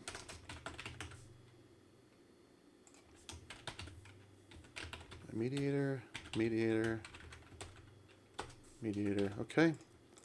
And then I'll just say results equals mediator.send. It's going to be a new update user request. I'm going to pass in the update user object to that. So over here in handler, I've got a update user request, which needs to have a constructor. And actually, I'm just going to pass in that. Forget all that nesting. No, we're going to keep the nesting. Just so I have something to complain about.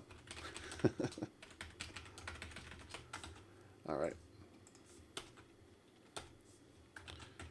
Okay, there's the request, and this needs to be iRequest. Mediator. Yep. Okay, and then I need to have some sort of result. So what's the result of this supposed to be? Returns the user. Okay, so this is going to be return okay of results.userView, which I don't have a result class yet, but I will create one. It's update user results. That I don't need anything on, but I will need a handler. So this is going to be update user handler, which inherits from handler?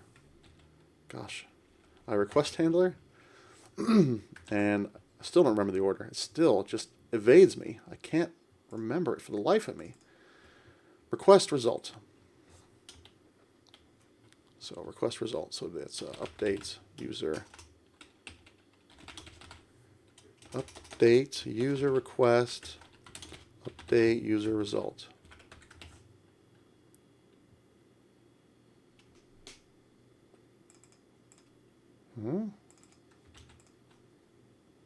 Oh, this needs to be, okay, yeah, this needs to be update user, update user result.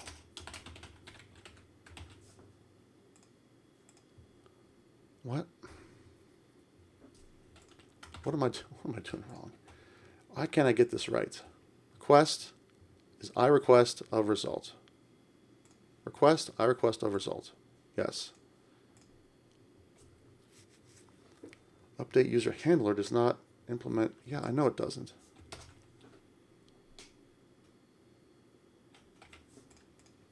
Wait, update user request?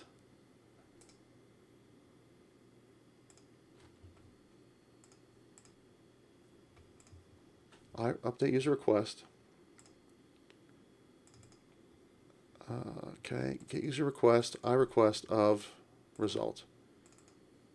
User request, I request of result. What is the problem here? Is this the wrong I request? No.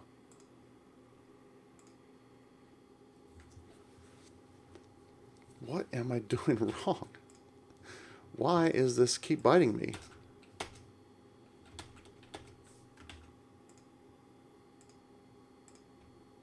I request. It's got to be I request of itself? That can't be right. Request, I request of itself. No, that's not going on here.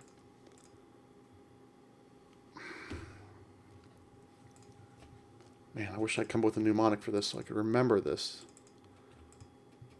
Request handler, I request handler, request result. Request handler, or handler, request result. I request handler, request result. Why are you doing this?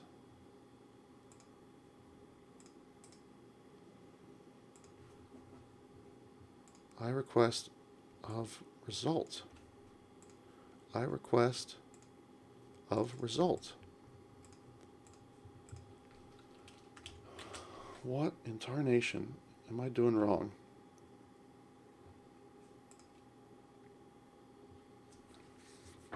Me request response.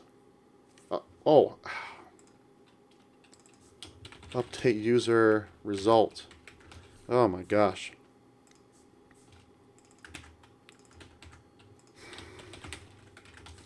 So mediator is great, but that is the one thing that just eludes me. I don't understand why I can't process that. Okay.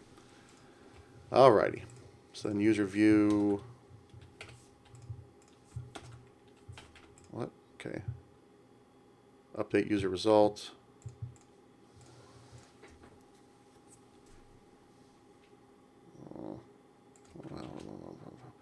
Update user result. Where is it? Update user result.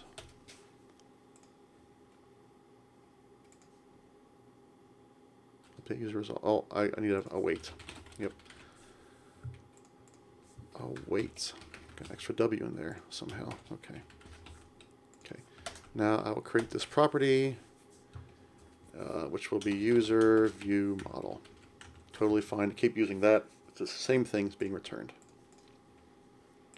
Okay. All right. So, update user request.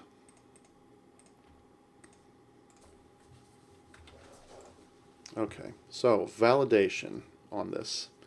Email must be required. Everything else is not required. Well, I would say at least one of these has to be required, right? I think that's fair. Say one of these must be set. Otherwise, there's no point in me going any further. Okay. So I need some validation down here. This will be update user submit model validator. Is that right?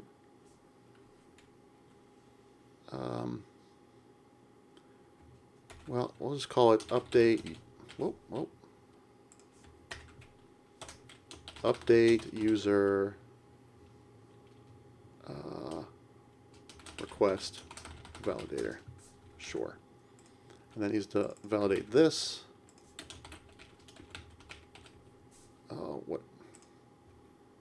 Which I need to implement abstract validator. Hey Gambler, thanks for coming by. Have a good one. Okay, so then validator, so then CTOR, all right. Okay. So this one has, yeah, okay. Rule 4. U.user. Hey, Surly Dev's back. I thought you were, I thought you had to leave. You came back after your half-hour deal there? Welcome back. Don't call me honey. Okay, that is required. Wait, what is it? Must.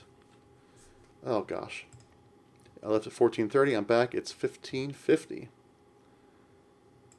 It's oh, not empty. That's what I'm looking for. Not empty. No, not empty. With message. Email is required to update a user. I can just say email is required. Okay, and then the other one is that I want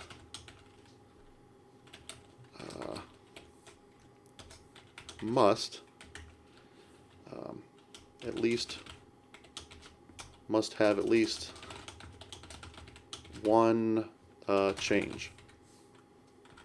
With message, you must specify a value for at least one of, and then the list is back here, username, password, image, bio. Okay, and then I'll make myself a little method here. Wait, what was that?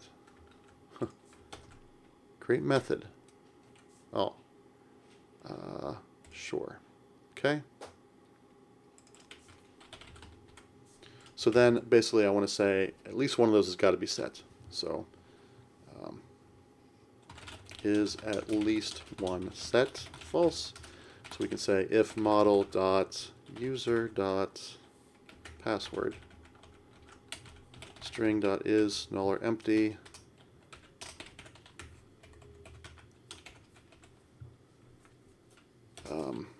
Return, we'll set. If it's null or empty, if it's not null or empty, is at least one. I don't need to, I just return true. I don't need this variable. User dot bio dot image and username.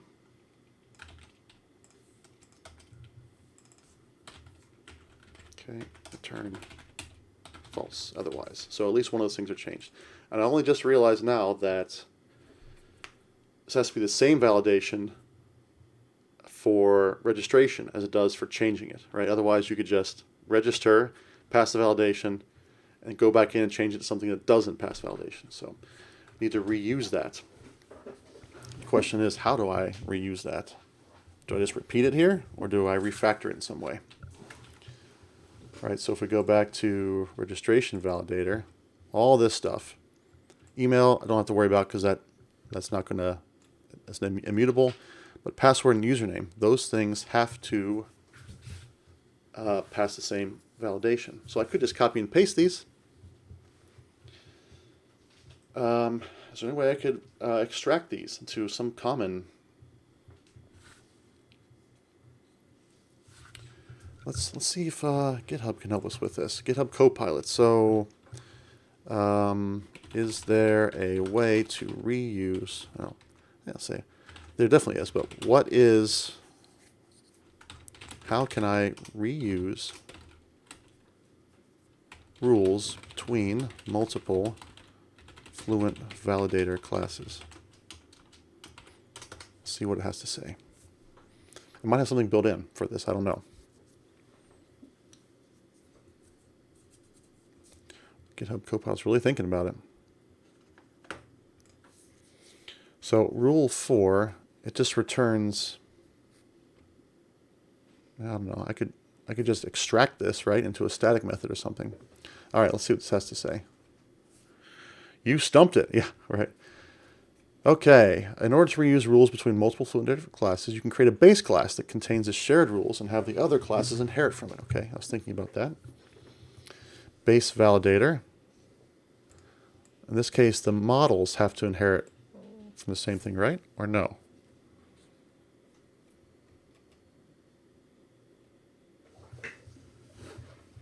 So this is, what is this? This is the base validator. It put all this stuff in there.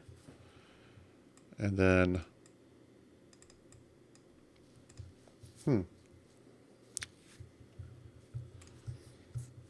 well, okay, so that's also kind of annoying because now I have base classes shared between two different sections of the code. So they're not limited to just auth or just users anymore.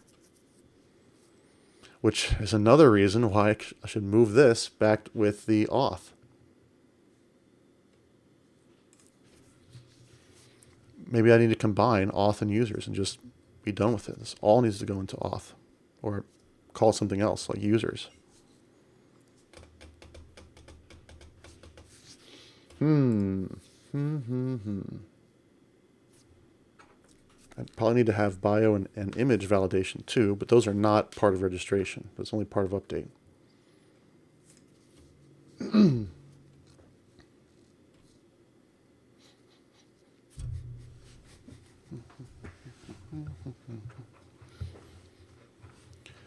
Oh, gotta move this back together again.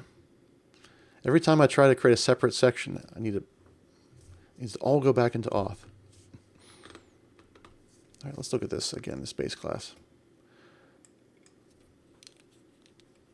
No matter what, I'm going to have to share logic between two validators in separate slices as I've got them sliced right now. So either way, I think I need to unslice them, so to speak. What's a word for unslice? Combine, recombine. So this has a base validator that has these base rules. So every time this model has a model user password, it's going to apply those. And these are all have to be part of that. Registration request then has its own separate rules, although this should probably go to the base class as well. All your logic belong to auth.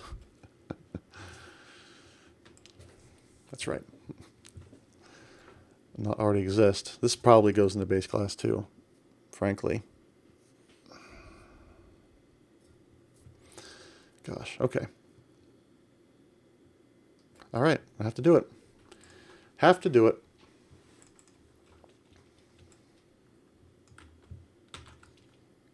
This goes over to controllers. Again.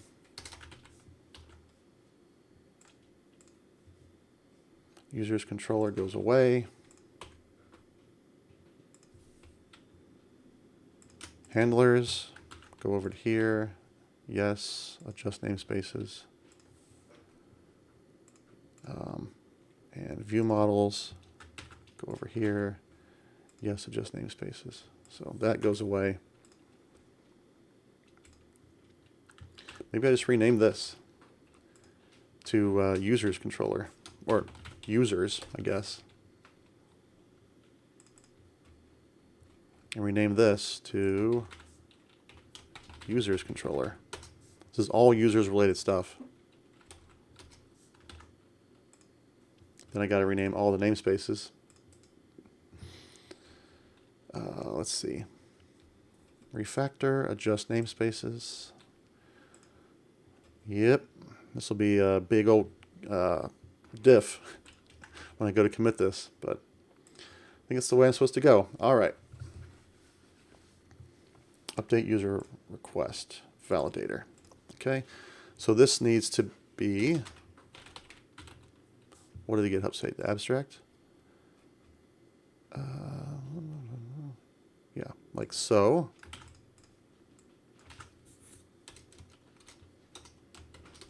We could call this base user validator. All right, and all this logic, all this validation logic, all of this, I think, except for the email, right? I mean, I could put it in there. There's no reason not to validate that. All this goes into, where did it go? Right here? Oh gosh, I messed up. That should be in a constructor.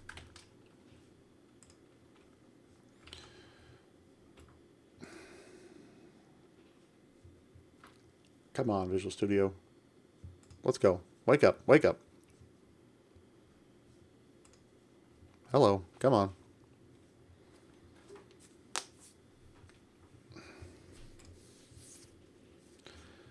Visual Studio decided to lock up on me. Oh, I changed cursor, but still locked up.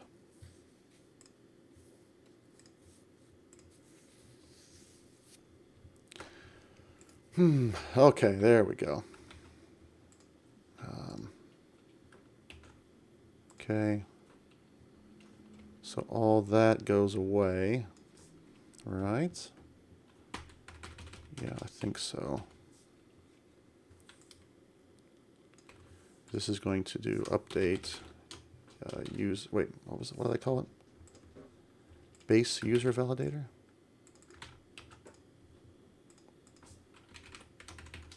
And I'm going to put this little comment in there too. Okay, all those little helper methods, those all need to go in there.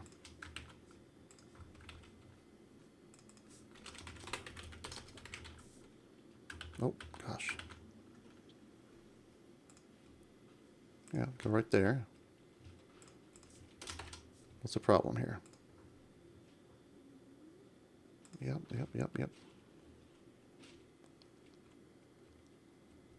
Huh? Okay, I don't know what happened there. There we go.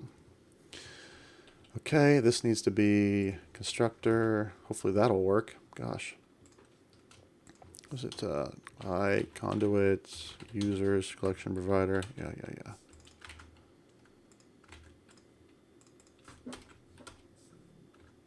Why doesn't this like this? Abstract.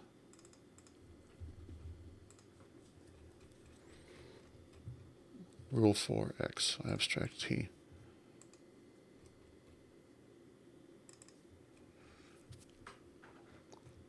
Because it doesn't know what the T model is.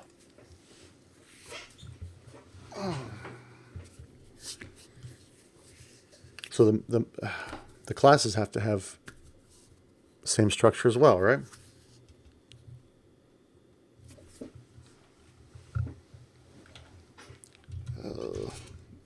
Okay, that's fine. What's the problem here? Oh, same thing. Okay. Yeah. Fine, whatever.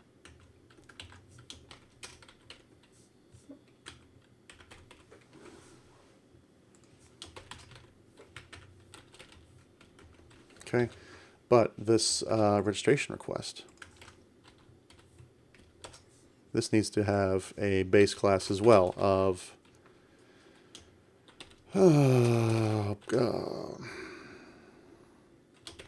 user. Oh, wait a second. Is it this class? Yeah. It is, I don't know, gosh. User base, user model base.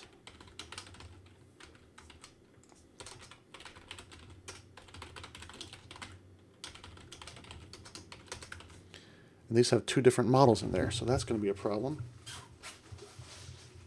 I feel like this is getting too complicated for what I could just do as repeated logic.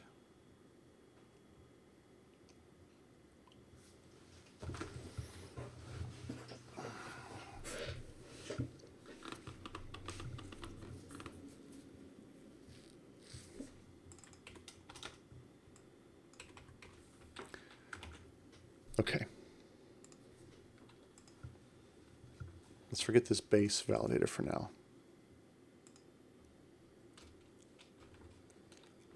And let's move this back to this.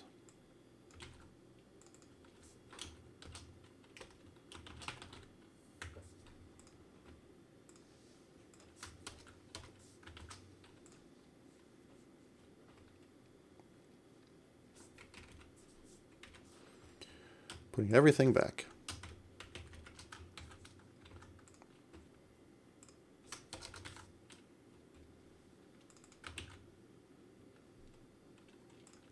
Oh gosh, what happened?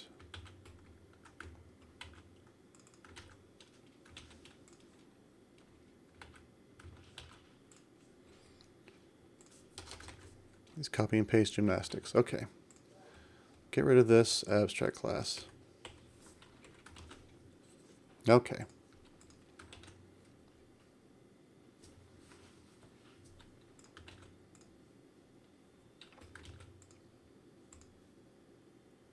Get registration request. Okay.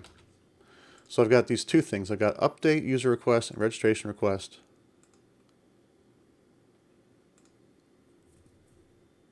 Yeah, this should be model equals update user. Private set. Just to mirror that one. Update user and registration request. So, oh, this is read only. That's interesting.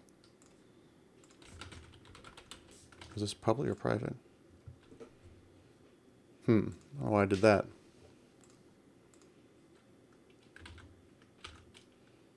We can make this one get and private set. Okay, so I've got these two. The only thing, they have validation logic in common, but the classes coming in are different. Now I could switch them to the same class coming in, but they're two different things. Two different endpoints. Registration is one, update user is a different endpoint. So I don't want them to be the same classes. But the validation is the same rules. Mostly the same rules. I'm going to add additional ones to update user.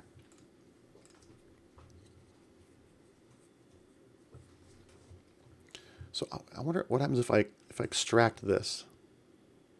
Like what's that going to do?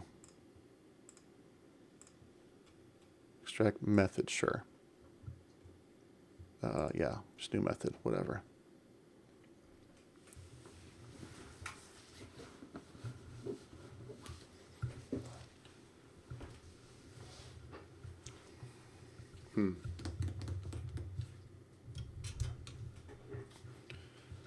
Oh gosh.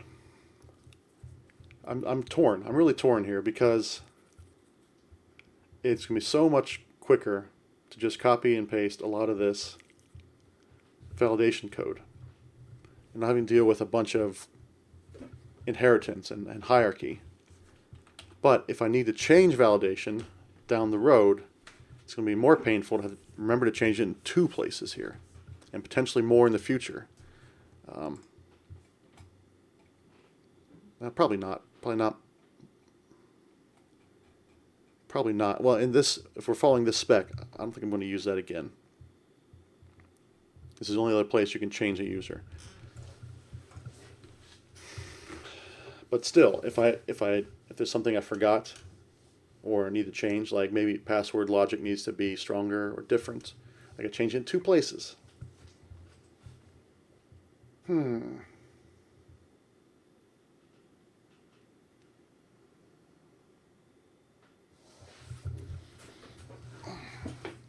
If I wanted to put this library into use, for instance, I have to change it in two places now. Which is not a big deal as long as I can remember to do that. But it would be so much nicer if I could just cleanly reuse this logic. Let's see. Is there any way to reuse Fluent Validator rules without inheritance? Oh, it says yes. Okay, well. Shared validator. Oh, that's interesting. Shared validator class contains the shared rules for the password property. Pass in the constructor. Set validator is okay. Except that it has to be the same class, right? And in my case, I have two different classes. Registration submit model and update user submit model.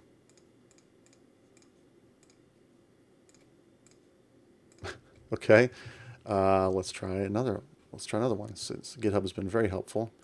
Is there any way to reuse Fluent Validator classes, Fluent Validator rules without inheritance, and on two different classes?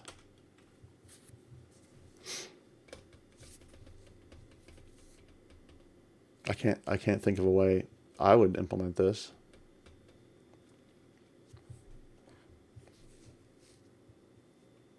Okay, create a separate validator class that contains the shared rules and pass it in the constructor of both. See, but the thing is, it's all based on this user type here. Oh, wait a second here. Hang on. Yeah, I think it's all assuming that this user is the same type, but it's not.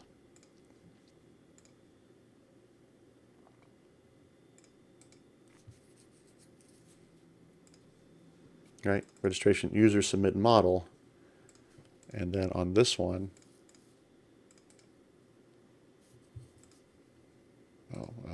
definition, update user view model user. It's different. It's different things.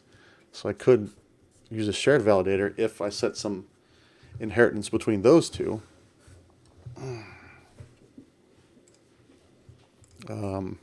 What if instead of user class, there are two different classes?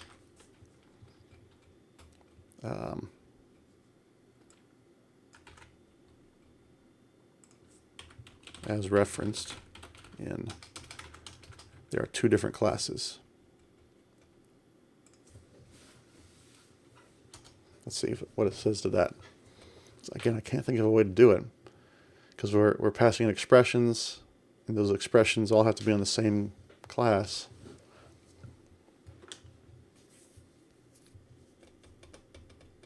I mean, maybe some reflection could do it, but that's super hacky. That's even worse.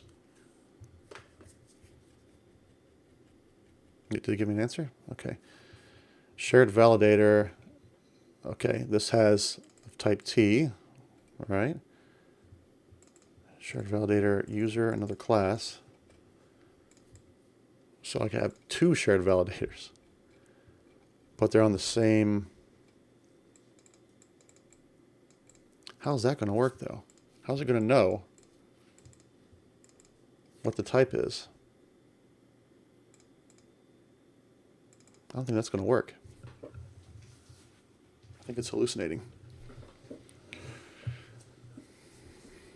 Oh, this is interesting. Set validator. Well, it's worth a try, I guess. Let me try it. Okay. Got two validators. I'll create a shared validator. I'm just going to call it that. And GitHub says to create that, I could just put a rule for in there. Yeah, see, this is what I'm saying.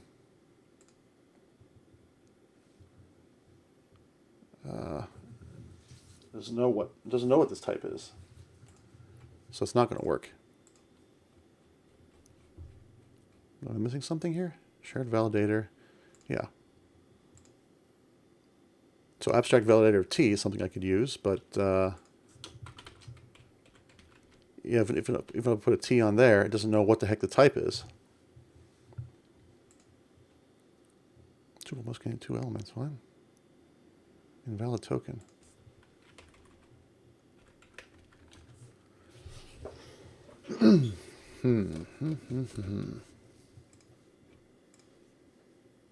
Yeah, that's a nice try, GitHub, but I don't think that's going to work in C# anyway.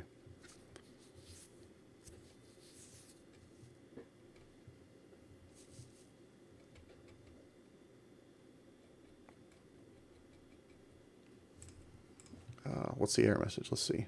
Does not contain definition. This won't work because this won't work. There's an error message. T does not contain definition for password. T does not contain a definition for password. Let's see what it has to say about that.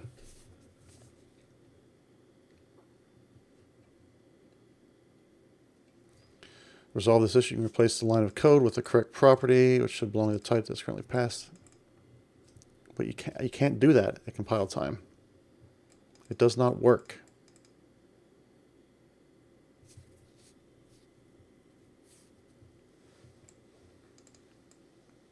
Shared value class generic allows for any type satisfies the constraints of the class, but there are no constraints of the class. You can replace the code of, okay, for instance, a type that fills requirements. How much let's use the correct properties.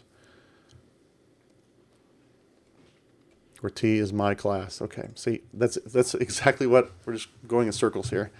It's not going to work. Because T, in this case, we don't know what the type is. So therefore, C# can't find a definition of this. The compiler doesn't know that there's a password in whatever class I'm passing in. Is there, this might be super hacky, but is there a way to use where syntax to specify properties? Okay, no, okay. So I could make it an interface, right?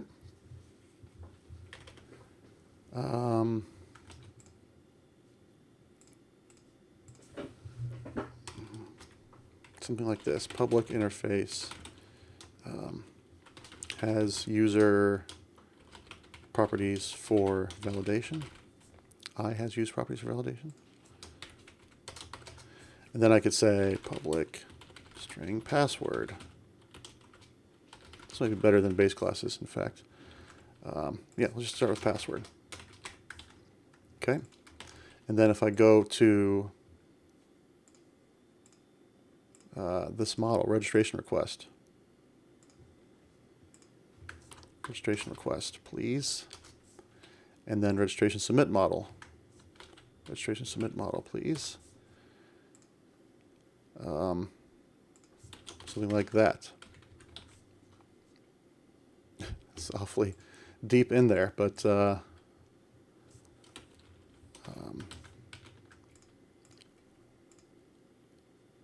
then I could say where T is, how do I, what is that? What's the syntax for that? Where T, colon, something like that. So there you go. So now it knows that password's in there. I think that'll work. Okay, maybe, I don't know. And we'll copy over the little helpers. I'm just going to copy them now instead of cutting them. So now those all work. So now I can pass in a shared validator. Shared validator, just pass it into the constructor.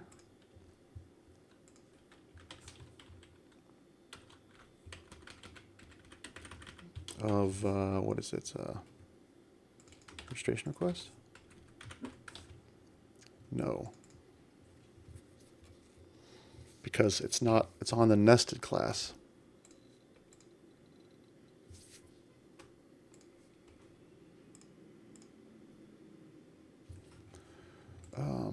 Registration submit model.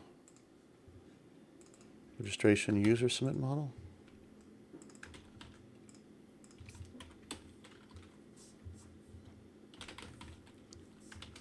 Shared, okay. So I got it passed in. I don't know if that's going to work.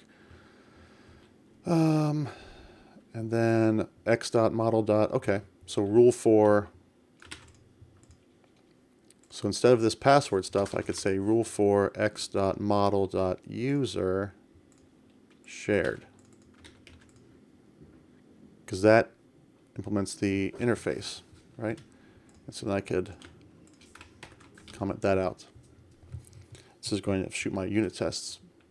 They'll blow them all up probably. But is that going to work?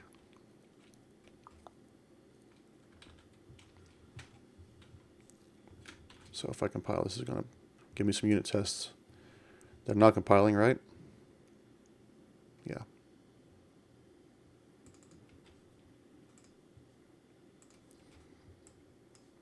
So I want the real validator in here.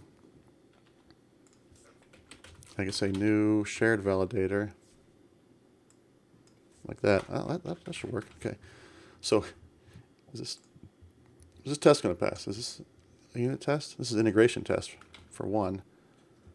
I don't care what integration test, but tests, units, registration request handler. Okay, here we go.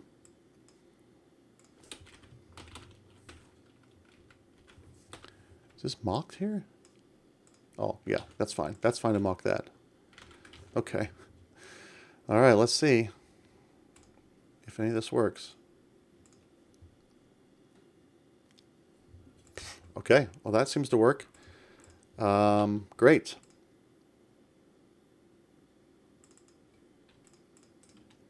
So username, email, password is what I really want in here. Where is it? Go to definition. Username, email, password. Those are the three that are going to be in common. Okay, so then I'll pull those out into shared. Email. I already got password. So let's get email in there.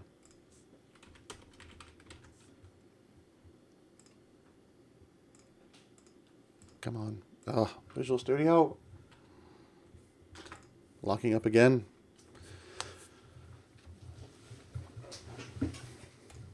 Okay, here we go.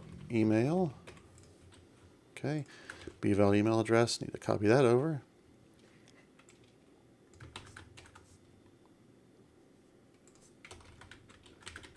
Okay. So that works. Again, let's run all these tests. Should they still pass?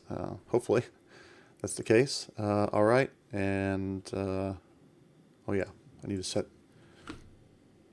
Oh, how did those pass? Uh-oh, that's not good.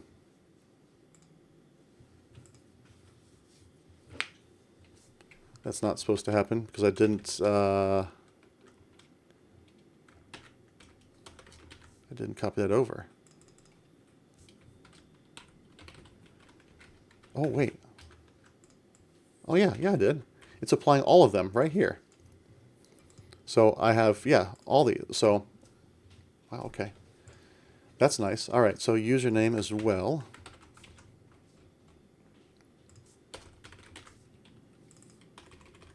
Username. And not already exists, so that is this one right here. And this, oh gosh, that's not going to work for this because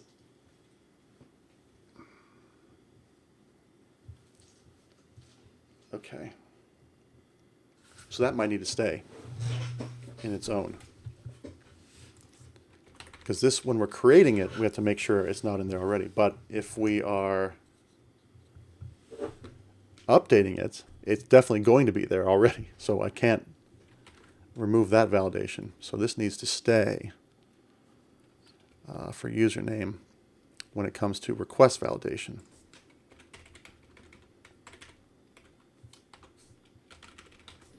If that makes sense.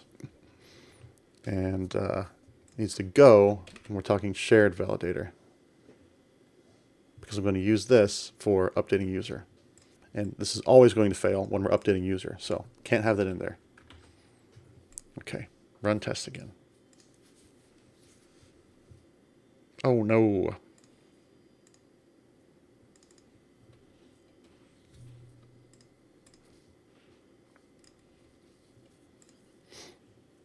Username is already in use.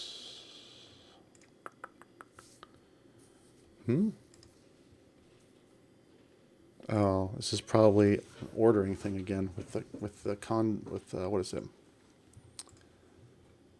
Cascading.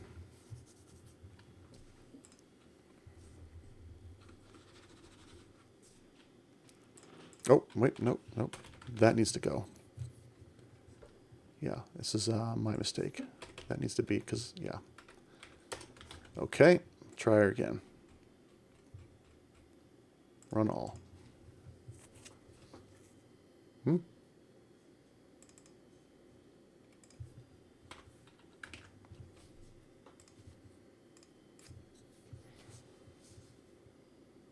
Yay, okay, great. Great.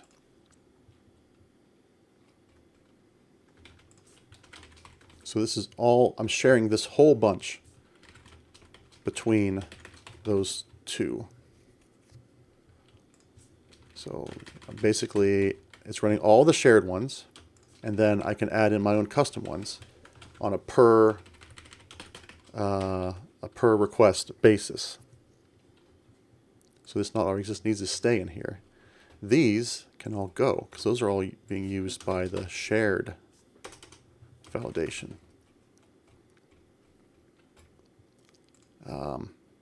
Okay. We're good. So I'm going to put shared validator in its own class, and I'm going to put that interface with it, because they are closely related. Okay. Definitely need to put some comments on this at some point. Okay, so that's registration. Now updates. This is also going to take in its own.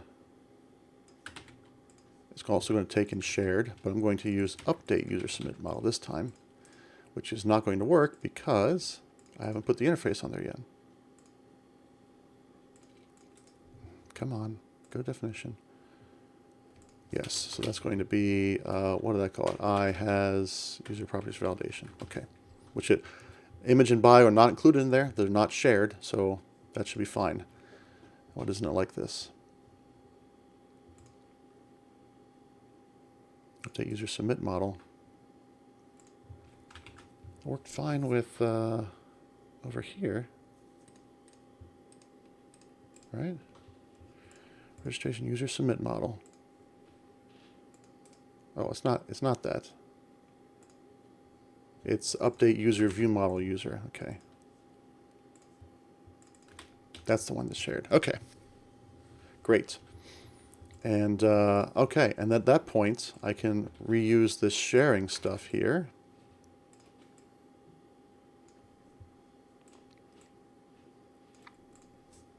So I don't need the email one because I believe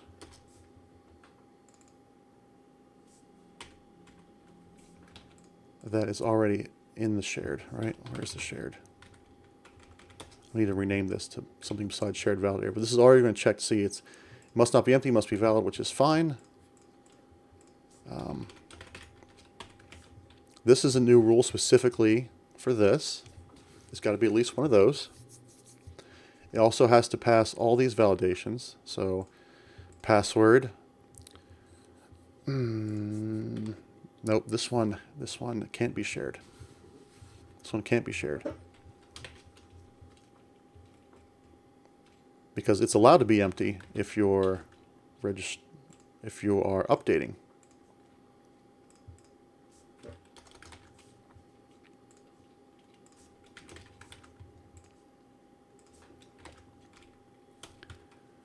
Now I'm really starting to wonder if this is worth it. I think yes. Okay. So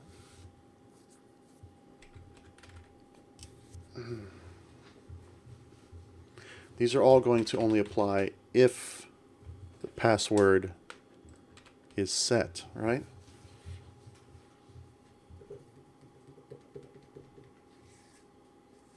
But here's the thing, if it's an empty password, it's not going to meet any of these requirements either.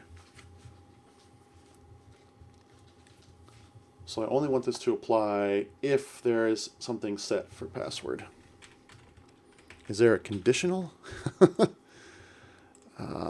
Is there a way to make a set of rules conditional in Fluent Migrator? Example, only apply rules if password isn't empty.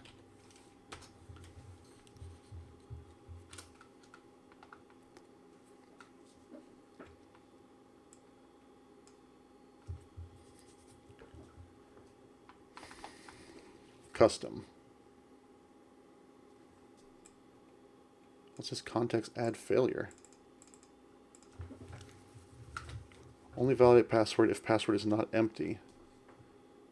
And then it's doing all these things. Context.add failure. Password must do all these things. So let me just look at this custom here. Custom.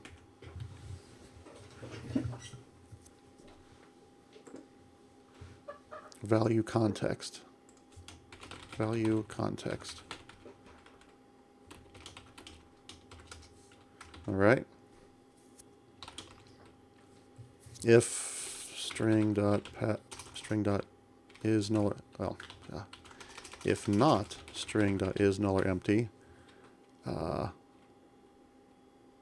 value, I guess, which is password, then do these things. So context dot what?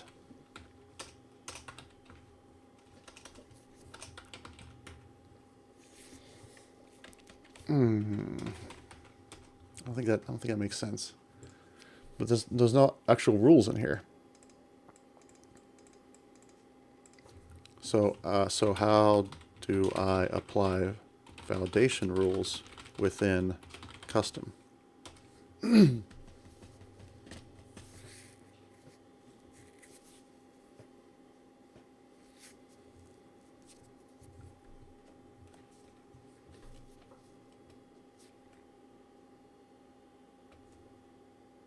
Yeah, okay. That's what you already told me. But how do I actually... It's just adding all these failures. I don't want it to...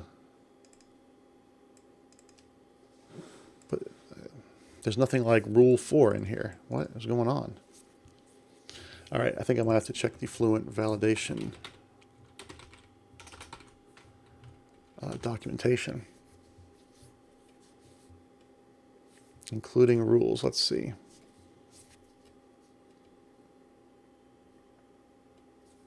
Yep, okay, all right. I covered that. What's rule sets? As a group, whilst ignoring other rules. We have 3 properties on a person object. Have a validation rule for each. Group surname and forename rules together in a names rule set. There's rule sets. Okay. It's close to what I want, I think. You can include rule sets. Oh gosh. That's something I have to change outside of this. Let's see. Custom state. I don't know. We'd like to return contextual information of the state of what it was run with state. No. Where's the custom here? Custom validators.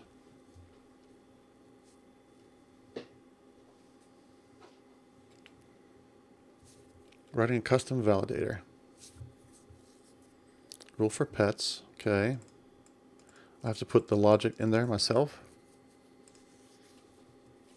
Advanced fee. What's this dependent rules? Maybe that's what I'm looking for. Okay, here we go. Dependent rules. By default, they're all separate and cannot influence each other. This is intentional. Okay. Some case where you want to ensure that some rules are only executed after another has completed. You can use dependent rules to do this. So use dependent rules. Call this method. So this will only run the rules against forename if the surname rule passes. Author doesn't like them. Okay. Okay. So... Okay, so if we could say when. Well, it's not a when. Look at that again. So if the rule is not null, then it does a certain thing.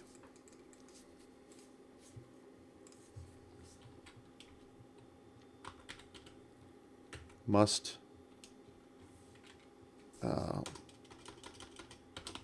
empty. So if it's empty, then dependent rules.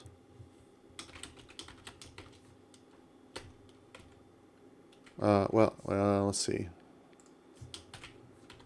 See, I don't want to validate if it's not empty. I want to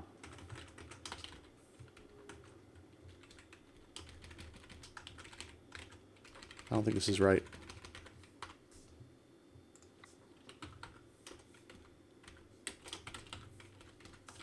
No, this should probably just be Y, right?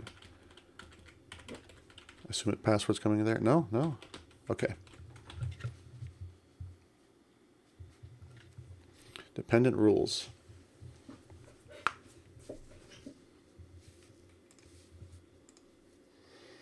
Not quite sure that's what I want. So you want others to depend on.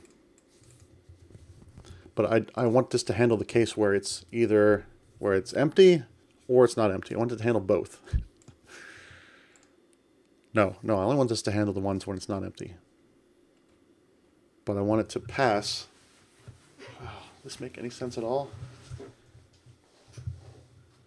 I'm starting to think that this was a mistake to try to reuse these rules.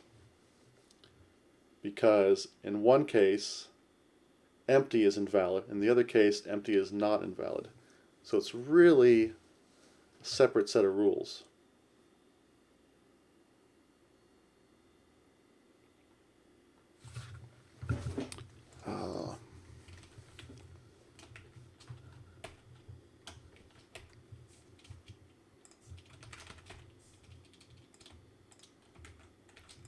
Is there a when? When. This might make more sense. Let's see. When r.password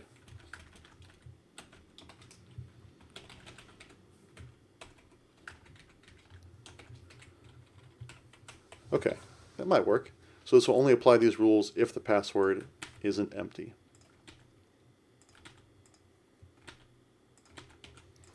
Kind of verbose, but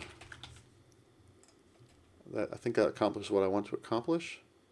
Where's my tests? Registration, handler, tests, units.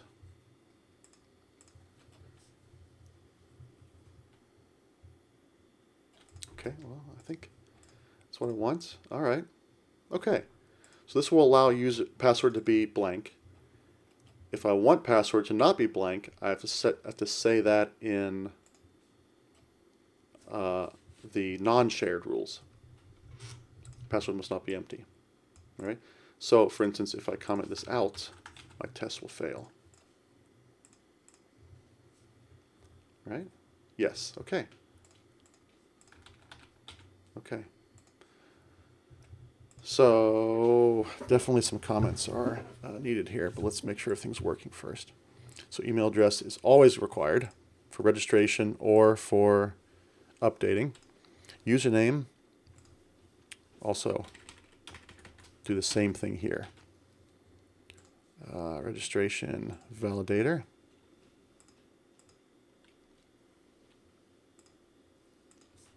Yeah, must not be empty. Okay, and then I got to check already exists. That's in registration. In update, I don't check that. That'd probably be an error message though, but it won't be validation. So back here in the shared. Nope, but I will say when is not the case that string is null or empty. Username. Okay, so these will only apply if a username is actually given. And then further checking to see if there's this is complicated, but this allows me to reuse a lot of these rules in logic. So So I'm going with. Okay, I need to come up with a better name for this. So this would be like shared user validator. Call it that. And this is all in here. Yeah. Okay, so time for some comments. This validator is used to is for reuse of common rules, validation rules between update user request validator and request user validator, so that rules do not have to be changed in two places. Note that this shared validator allows password and username to be empty because update user request doesn't require them to be non-empty.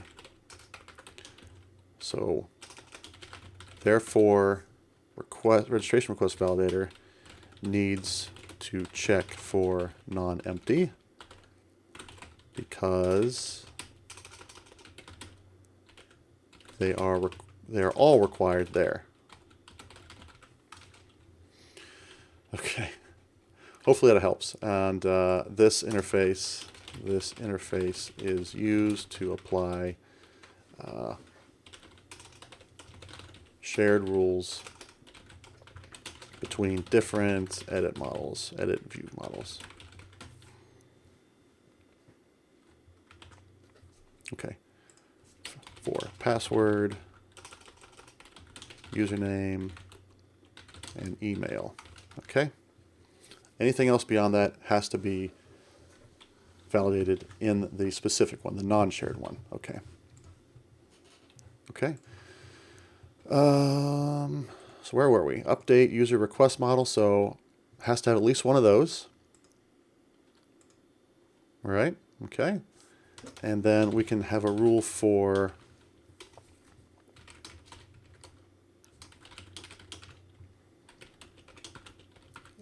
the user, let's say bio.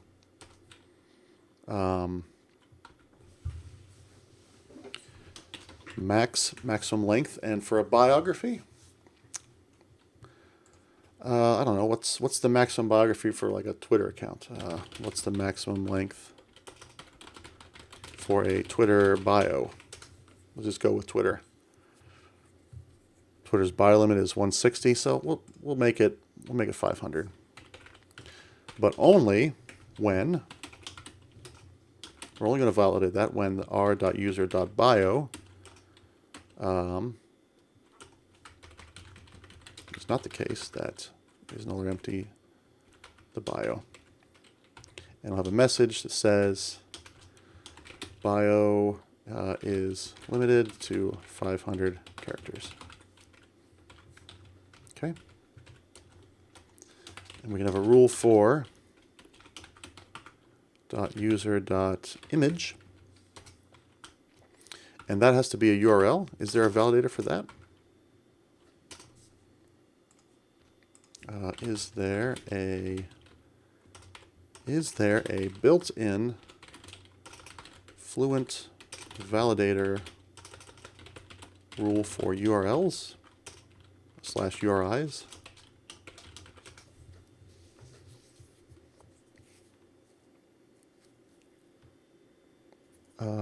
Use URL validator. Interesting.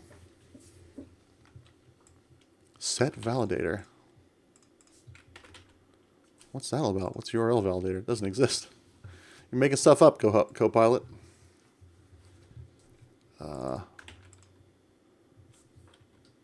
Where does URL validator come from?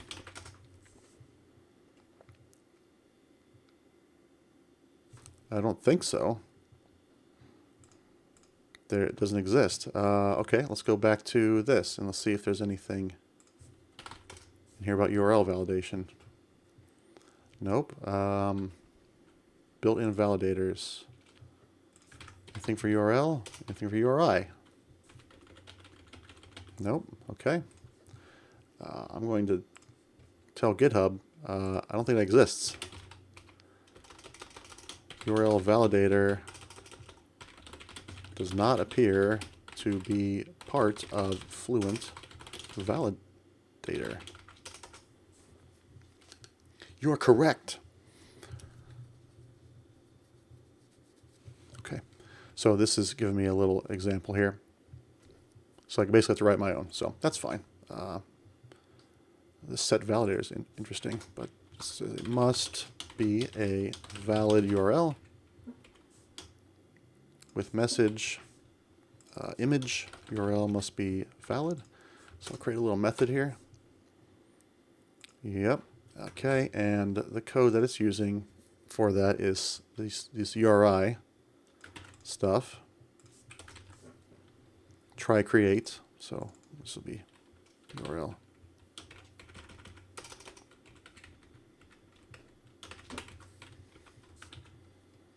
And what's wrong with this? It's this. Does this have an out or something? Yeah. So bool URI result. Return URI result. What doesn't like about this? Does that have to be initialized?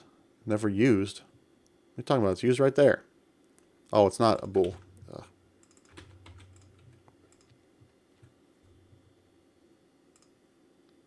Oh, okay, hang on. Just return. There we go. Now, is that good enough validation for a URL? Probably. This is requiring it to be HTTPS, which I don't necessarily want to do. That's, again, not specified in the spec. I could make this a dummy, right? No, that's probably fine. So that's a valid URL, but also needs to be, we could also say it got to be an image extension, right? JPEG or PNG or probably, right?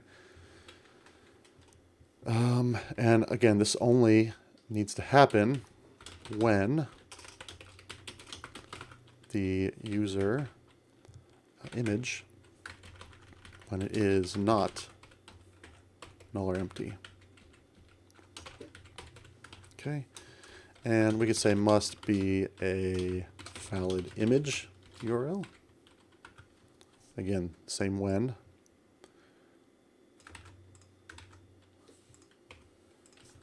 With message image URL must be JPEG or PNG or JPEG, I guess.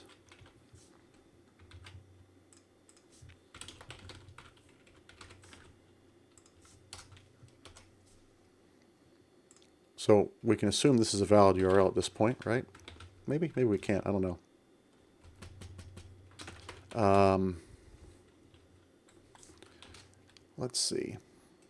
How can I parse a URL string to check for file extension? This is, again, probably not the best way to go about this. You probably want to, because it doesn't have to have .jpeg or .png to actually be one of those things. But I'm just going to do it this way. So this is interesting. All right. So we're assuming it's a valid URL. We should probably have this cascade mode stop. Probably should do that for all of these, right?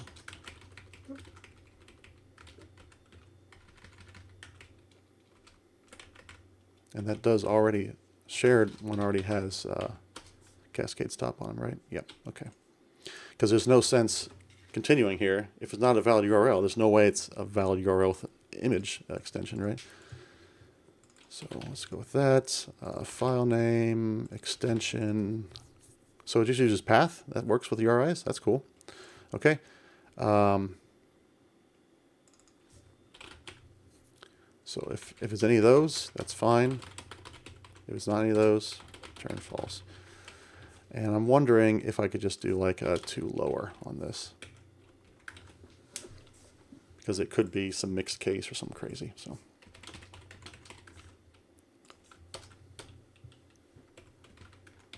okay, yeah, that's a nice little, what is this? What's this? Merging a pattern? Oh, okay. I could do that too. Look at that. It's more C# stuff. Newer C# stuff. All right. Okay, so we're coming up on time here. Made some progress. We've got, again, no integration tests are working. I'm not gonna have time this week probably with KCDC, but we'll get there. We'll get it working. One way or another, we'll get it working. So I've got get current user endpoint, that's implemented and unit tested. Update user, still working on validation for that, but that's coming along nicely. Figured out a way to share validation logic between 2 validators, which is probably worth it in the long run. In case I have to, again, in the real world, these rules might change, from time to time, changing password rules to be more or less restrictive, or to be more or less secure, right? So that would be something that might change often. Username, like 100-character length, that might be too long. I have to come back and change this. And if I didn't refactor this into a shared validator, I have to change that in 2 places, and potentially forget to change that in 2 places, because if it's me 6 months from now, or if it's somebody else taking over this, they're not going to necessarily know or remember to change it in 2 places. So having it in 1 place reduces potential bugs in the future. Yes, it's more complicated. Yes, I have to put a 5-line, 6-line comment so that I remember why I did this and how it works. But it's a trade-off there, I think. So, and fortunately, these unit tests are still in place to help make sure that it's still the correct logic. So we can refactor to use shared user validator and be confident that those rules are still going to work the way I expect them to. All right. So I think this is all the logic we need for this in terms of validation, because we're just looking at making sure that the email is there and valid. And if any of the password, anything else is changed, it's changed following those rules in the shared model. And then I've added some specific rules for updating the user. So you got to specify at least one of these things to change. Otherwise, there's no point in doing an update. The bio, this is the first time we're actually taking in bio, so we have some validation on that. And same thing with user image, we have some validation on that. This is very specific to updating a user. This does not apply to registration, so it's not in the shared validator. So some more helper methods to deal with that. Okay, so I think I'm going to call it a day now. Pretty good stopping point. Let's bring up the Live Coders team. Twitch.tv/team/livecoders. I'll paste it there in the chat, because we're going to find somebody to raid. Thank you very much, Surly. We've got C# Fritz, of course, Coding Garden. That looks like someone I haven't raided yet. So let's go ahead and raid Coding Garden. So now's your chance to join in the raid. We're going to go over there real quick and say hi, be nice to Coding Garden, see what's going on over there. And I will not be back on Friday. I will be in Kansas City, so I will not be streaming Friday. If I feel like it, I might do a surprise night or weekend stream, but probably not. I'm probably going to be really tired from KCDC. So I'll see you next week, next Tuesday, back here, and hopefully we can get some integration tests going so we can start moving these tickets into the done column. Thank you very much, Shirley Dev. I hope to see you all at KCDC or that conference this summer, and hope you all have a good one.